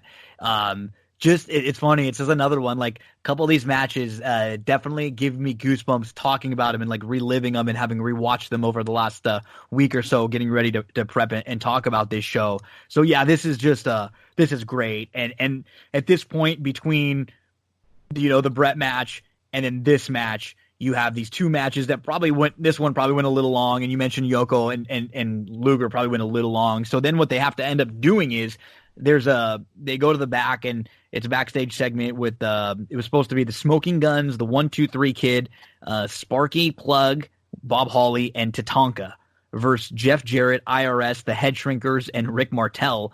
And that match gets cut, and it ends up being shown on Raw, I think the next Monday night. We then get another interaction with the fake Clinton. He's talking with DiBiase back there. And then we get the WrestleMania 9 clip focusing on the Yokozuna win over Bret Hart. They don't show Hulk Hogan at all in that part of it. And it is a perfect setup for our main event match now, which is going to be Bret Hart versus Yokozuna, the second title match of the night. And we get the video package of Bret Hart, and his build and his, I guess his rise to being a big star. And they introduce Burt Reynolds as the ring announcer. And out with Burt Reynolds is, hey, here we go, Jenny Garth, little Kelly Taylor, na-na-na-na, na-na-na-na, Beverly Hills 90210. She's the guest timekeeper. And the special ref, you guys mentioned it. Talk about getting a pop. Rowdy Roddy Piper. And I do love what they did with both of the special guest refs. You had this built in with the baby faces. They had these built-in backstories, right? Because we had Luger versus Perfect at Mania 9 just a year before, and now Perfect's the special guest ref in the Luger match, and we had that great Bret versus Piper match at Mania 8 at 92 just 2 years before this. And so we've got this little built-in Bret Piper thing. Maybe Piper's mad at him because he beat him at Mania a few years back. It plants some doubt and some seeds in your mind at the very least. And I mean, Bret is doing, this is one thing that they abused Bret a lot in like 93, 94, like getting as many matches. How many shows did they have where Bret was in multiple matches? I mean, 5, 6. I mean, we think about 93. He did it he did it at the King of the Ring. He did it at the SummerSlam, and then into 94 at the Rumble because he's selling the knee on the way out, and then again at WrestleMania here. So, I mean, there's just so many times where it's like, hey, Bret, we need you for about 45 minutes tonight. Can you do it? Sure. No problem. And he sells that leg better than I think almost anyone when he's got a leg injury or a knee injury. He comes out selling it. And we get the World Heavyweight title match. And again, this is nothing special at all. This is more of the moment that it would finally kind of felt like the crowning moment and the crowning achievement for Bret in here. At the end, he grabbed his knee. He was selling the injury. He went to the middle rope. Yoko caught him. He had a nice belly to belly there. And it felt like that was kind of the it for Bret. That was it for Bret. He'd already lost to Owen earlier in the night. This is just going to not be Bret's night. He lost to Yoko last year again. And then Yoko goes up for the bonsai drop. He falls. He loses his balance. Bret moves out of the way. Yoko hits his head on the floor. Bret rolls over, gets the cover. 1, 2, 3. 10 minutes, 38 seconds after a 14-minute match for Yoko. So he went 25 minutes in 2 separate matches throughout the night. But it doesn't matter at this point now. Once it's over, all that matters is your new heavyweight champion, Bret Hart. And we get the big celebration in the ring where guys are coming out. Macho Man's out there, and he's really pumped. And I guess in a shoot sense, he was really excited backstage for Bret. Like, he respected Bret a whole lot, and he was happy that he got this moment. And you mentioned it, Andrew, earlier on. We get that great moment where it probably served twofold, right? Because I bet you Owen, in the real sense, wanted to be out there celebrating with his brother. He was happy that Bret got this big win. And then it worked so perfect for his character that the only way he could really be out there was if he was in the aisleway, like building their story moving forward, going, even on my biggest night, you're still the guy at the end of the show standing, getting the ovation. Like, how the hell did you do this to me again, Bret? It was a great story that started, that ended. They put a bow on it. The match was actually kind of secondary to the whole story. Yeah, it was. I mean, there's a lot of things. I love the way Piper worked. I love how intense he was as a ref. He's getting in there, the hard counts on the 5, and I love the spot where Cornette pulls him out of the ring and he kind of shrugs at the camera and then punches him in the face, and Cornette, takes the bump. And then you get the idea that Piper's probably going to be, a protagonist, because you never know what you're going to get with Piper, right? Mm-hmm. That's kind of the thing with Piper. You saw what happened with Perfect, and Piper could always fly off the handle. You never quite tell. Once he punches Cornette, you kind of get the idea of where he's going. By the way, I went to several house shows, either at the Garden, at the old Brendan Burns / Continental Airlines Arena / Izod Center, throughout the summer of '94, the fall of '94. Brett and Yoko worked all the time together in cage matches.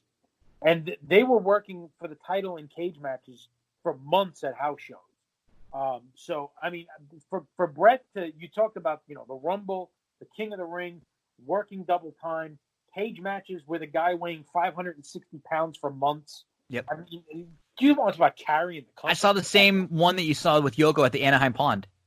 Did you really? There you go. The Brett, which is funny. That was the first live wrestling event that I ever went to. My uncle got me tickets for one of my birthdays, and it was it was, I guess, late. It must have been late '93 or early '94, whatever it was. And it was steel cage match at the Anaheim Pond. Brett Yoko. Yep. I think I saw that match 3 times in '93 at either Nassau, MSG, and the Izod Center. But yeah, so let's talk about the finish of this match. So I'm conflicted on the finish because one of two things. I like how it kind of came out of nowhere. You weren't expecting it. And, at that moment when he fell, I certainly didn't think it was going to be the end of the match. No. I figured something else was going to have to happen. I'm glad it was clean. But how do we feel about Brett's big achievement? Crowning moment. And crowning moment, MSG, going to end up, with Luger and Razor putting them on the shoulders and the place is going nuts. How do we feel about the ending of the match being kind of fluky? I guess I'll tackle this one, and I think it goes to the frustration that I had with just the way that this was booked. I like Brett going over clean. The problem was they had built Yokozuna up into this indestructible force where the only one that could beat him was himself. He goes up, loses his footing on the drop, falls down. Yes, it's anticlimactic, but WWF booked themselves into a hole there with Yoko in a lot of ways. And that was the only way they could get the belt off him. Again, I think the bigger problem is Yoko shouldn't have been in that position to start with. Yeah, and I would have loved to see, in '93, in the main event of WrestleMania 9, Brett's got him in the sharpshooter. And then we hear this whole thing about, can Brett get him in the sharpshooter? He did it a year before. He has him in the sharpshooter when Fuji throws the salt in his eyes, and then, which was kind of funny in both years. So the year before '93, Brett gets he looks like he's about to win, and then Fuji throws the salt in his eyes. Yoko doesn't hit one move. Not an elbow, not a leg splash, not the bonsai, nothing. It's the salt in the eyes, and then he pins Brett. And then in this WrestleMania, it's almost the same mirror image on the opposite side. And, Yoko falls. Brett doesn't do anything. Nothing. Not an elbow drop, not a knee. He doesn't put him in the sharpshooter. Nothing at all. He just goes over and pins him. And it's good because it was clean, and it's good because it was kind of out of nowhere. But it was funny. In both years, it really felt like the other guy was just about to win that match. And, honestly, their '93 main event wasn't bad. It was much better work than this match because I think Yoko, it was his first WrestleMania main event. He knew he was winning the title. I'm sure at that point he was probably a little pumped. It was great. He's going to work with Brett and then with Hulk Hogan. What an awesome night, it's still, the match isn't good, but it's still kind of, you're able to kind of, I guess, forget a little bit about it with the celebration at the end, and then kind of immediately them letting you know that, hey, Brett and Owen, this is going to be where we're going next. I feel like every WrestleMania, there's one match where either you or Darin say, oh, this wasn't that good, whatever. I liked this match a lot. And maybe it was no technical masterpiece. It wasn't Brett versus Owen for sure, but it was fun. They hit the right notes, and the good guy wound up winning to send the crowd home happy. And you don't have to do a whole heck of a lot in matches like that. Not more than that. This had another one of Lawler's great lines right off the rip. Burt Reynolds goes, Rowdy, Roddy, Piper, And Lawler's reaction is, "Oh no, I hate this guy." And that's when you know, watching this, that this is going to be good, because you're waiting for Lawler to get his comeuppance in some way, shape, or form the entire evening. And it turns out this guy, who we had no idea if they'd ever met before, we'd had no idea if they had any interaction, whatever, this guy he doesn't like winds up being the special guest referee in a match between the big heel and the guy whose family he's been making fun of for most of the evening. You know something good's going to happen here. Brett comes out selling from earlier in the night in a really nice touch. Piper got really into the job of being a referee, to the point where him standing up to Cornette was one thing. Him standing up to Yokozuna and showing absolutely no fear, fitting in with the rest of his character that he'd been establishing in WWE for a decade at that point, that was great. And you almost felt like they were setting up like a Piper Yoko thing, like the way it went at the end. It was good, yeah. And this goes back to my earlier point, and one of many reasons why I do not like the Lex Yoko match at all whatsoever. Yoko needed a guy to carry him. Mm-hmm. That's what Brett did here. It doesn't need to be complicated in order to be good. And that's something that I think gets lost in a lot of professional wrestling booking right now. It's one of the things AEW is doing very well. Simpler is sometimes better. You don't need to reinvent the wheel. You've got a big bad guy, and you've got a guy in Bret Hart who does a really nice job of being the sympathetic babyface and fighting from underneath. Let them do what they're good at. That's what they did.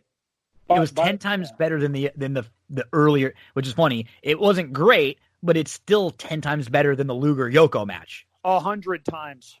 By the way, Luger comes out. He's the first guy to congratulate Brett. When he raises his hand, the expression on his face, he just looks like he's so not into what's happening. No, he's so pissed. He's pissed. Over this. He's even walking around the ring with his hands on his hips, which is body language number one of you're irritated. Like, you can't hide that. And, everyone else ends up like surrounding him, and he's kind of off in the corner by himself, pacing back and forth, just not into this at all. Like, he's legitimately pissed off. And well, I understand what Andrew's saying. And look, nobody was happier than me to see Brett go over here. You get the moment you want. You get the good guy, winning the belt. But a part of me still says, I wonder what Brett Luger here could have been. Agreed. If Brett carries him, you could have done some cool stuff. Maybe, Luger, without burying Luger, where he muscles out of the sharpshooter at one point in the match. Or maybe this is the time, Luger hits Brett with the forearm and Brett kicks out and you get a massive false finish. Or this is the first time that Luger uses the torture rack and Brett finds a way out of it and rolls him up into a small package. Yeah, like a counter, Yeah, for a roll up out of the package, or turns the package into a crucifix and gets him, for the win. Something I think, as good as this Mania was and how it's remembered, for the Brett moment at the end and the two great matches, Brett and Luger here could have been something really good. And if you would have gotten a great Brett Luger match, this wouldn't be remembered as a really good WrestleMania. It might be the best. People would talk about it as possibly the best WrestleMania of all time. Going up to, it was the best Mania between now up until 17. I think is where you could probably start to have your debates and start to. So we're talking about the first 17 years of WrestleMania. This was the one that people, I think, remembered the most fondly. And there were just a lot of good things here, a lot of fun. And this led to a really, really good 94 for Brett. He has this unbelievable match where we talk about Brett carrying people. He carries Kevin Nash, Diesel, to a great match at the King of the Ring following this. And Diesel talks about that, by the way. There's a great shoot with Kevin Nash where he talks about Brett is the best guy in the ring I've ever worked with and he mentions that match. And he talks about that match and the fact that he carried me. He made me a star. He carried me through that whole match. And he talks about all of his matches with Brett and how the match is 90% Brett and 10% him. Yeah, and then he has the Owen stuff later, and I mean, just this was finally the time that Brett got to shine. It's unfortunate that the company wasn't huge at this point, and there were a lot of reasons why. It wasn't just a there weren't big stars thing. I mean, there was a big steroid scandal going on for about 2 or 3 years, and behind the scenes, Vince was involved in a lot of it. You have Hogan leaving, you have a lot of things going changing, and from just a work quality standpoint, I think this was one of the first shows. Was like that Owen Brett match might have been one of the first matches where me at 7 or 8 years old is kind of realizing there was something a little bit different about this match. This wasn't just kind of like the Hulk Hogan match I used to like where the good guy went over. There was I was in awe the whole time. And it's like you're starting to figure out what work rate is when you see Bret Hart and, Shawn Michaels kind of taking the lead here. So it was maybe a year late, but it was a time where Vince was starting to realize, you know what, for the next year or so, Bret's my guy until he again gets the kind of visions of grandeur with another big man, which is going to be Diesel and Kevin Nash, and he wants to strap the rocket to him, and that doesn't really work out as well, and he ends up having to again come back to Bret Hart, in another year or two. But this was a great moment for Bret, and all in all, I had a blast rewatching this Mania. There were the really good matches, as you mentioned, Darin, the moment at the end, a couple other fun moments with Burt Reynolds and some of the celebrities, and just one that will always be definitely the top 5 Mania for me, no doubt about it. It's really good. I don't know if I can put it above WrestleMania 3 simply for historical significance. And WrestleMania 3 quietly had some really good technical matches as well. And I agree with that, yeah. But it's in the upper echelon of WrestleManias for sure. Certainly in the top third of WrestleManias that we've seen. There have been 36 of them. Top 10, top 12, certainly right. Higher than that, absolutely. But it's certainly a different kind of great as far as WrestleManias are concerned. Prior Manias in the bigger arenas were spectacles. The Garden, big arena, a lot of history to it, but the way it was set up, the fact that it was a little bit more intimate, and the fact that, okay, you're going to see a wrestling show tonight. That's what that show brought. Yep. Yeah, there was no, well, like you talked about, sometimes keep it simple, stupid. That's what this, other than the ladder match, which, I won't say that was simple, but it was simple from the standpoint of it was a one-on-one match with the. It made sense. It was they had a reason for the ladder match with the storyline leading up to it with the 2 IC champs. Shawn was the champ, and then he got the title suspended, but he came back and he had the other belt. And so there's these 2 guys with the belts. It made sense to put them up on a ladder. It just it fit. It was the perfect time to bring a ladder match into the WWF at the time universe. So. Yep. Yeah, this was a fun one to rewatch, and I'm glad because the next 2 years, especially 11, 12's. I mean, I look more fondly back on the Bret Shawn Iron Man match than I think most do. In 12, it's not necessarily one that you rewatch a bunch of times because it's an hour and 5-minute match or whatever it is, but the next 2 Manias were a little bit of a struggle, and then we kind of get to 97 at least where the company, things start to turn for the company, and we get that great Bret Austin match, which will go down as probably on the top 5 list of WrestleMania matches with 2 of the ones that we saw here. Yeah, no question. By the way, with Bret and Shawn, who obviously were against each other countless times throughout their history, in my opinion, the best Bret Shawn match was their match at Survivor Series 92. 92. Yep. I think that was their best work together. It was great. I mean, no disrespect to the Iron Man match, which, I mean, they did everything they possibly could. And yes, they pulled it off. But watching 2 guys wrestle for 60 minutes without a decision is really, really hard to do. Mm-hmm. And that being said, yeah, their match at Survivor Series 92, I thought was their best match. But the only negative that I will put in the WWE at this point in time, Gino, is that the tag team division was god awful. Terrible. I mean, we Men on a Mission and the Quebecers. You had the smoking gun, the head shrinkers, the body donnas, the heavenly body. Yeah. By the way, there was a dark match, the Bushwhackers versus the Heavenly Bodies. I mean, there was just nothing. Well, that's why the next year they put Davey Boy and Luger kind of together, kind of hoping they could, and then it ends up being Davey Bulldog and Owen. I guess it's in like 96 to 97 when they end up getting together. So it was a struggle for the next couple of years. It really was, kind of, until you got the New Age Outlaws in there, who were kind of like at least a consistent in the division. But I mean, again, this was a lot of fun. We're going to do it one of these times where we actually talk longer about the WrestleMania than the WrestleMania show. I feel like it's a challenge. It's a challenge.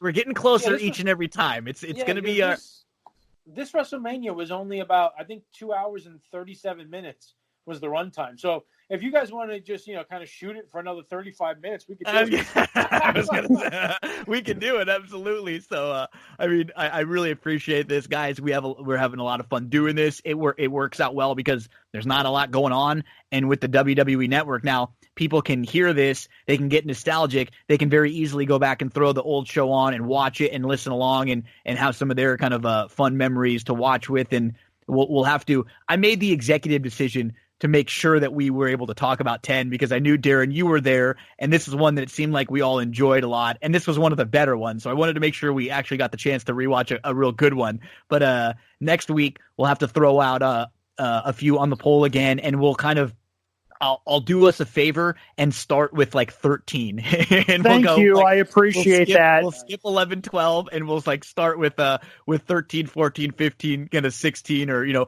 4 that are in that next range. And then it'll be hard. Like we'll go back, like I said, as we get closer to some of the others, and we can do some Summer Slams or a King of the Ring here or there, or an old Survivor Series. It's just going to be a little more difficult to do once we start getting into those 5, 6, 7 hour WrestleManias, which become more of a task on the rewatch than they do kind of the fun nostalgia that we have now.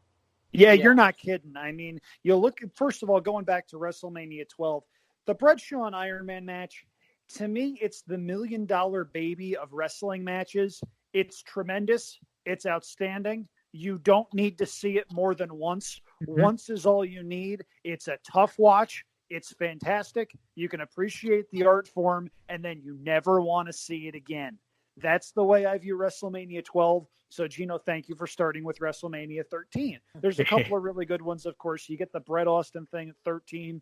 Austin's coronation at WrestleMania 14, complete with Shawn Michaels getting a really good match despite having a broken back. I mean, there was so much going on in that time period from 13 to 17, 18. About the only WrestleMania for me that's off limits is 20 for obvious reasons. Mm-hmm. Yeah, but you know what? I mean, I know it's a bad WrestleMania, but there's so much to talk about with that Goldberg and Lesnar stuff. Well, that's not the reason. Oh, okay.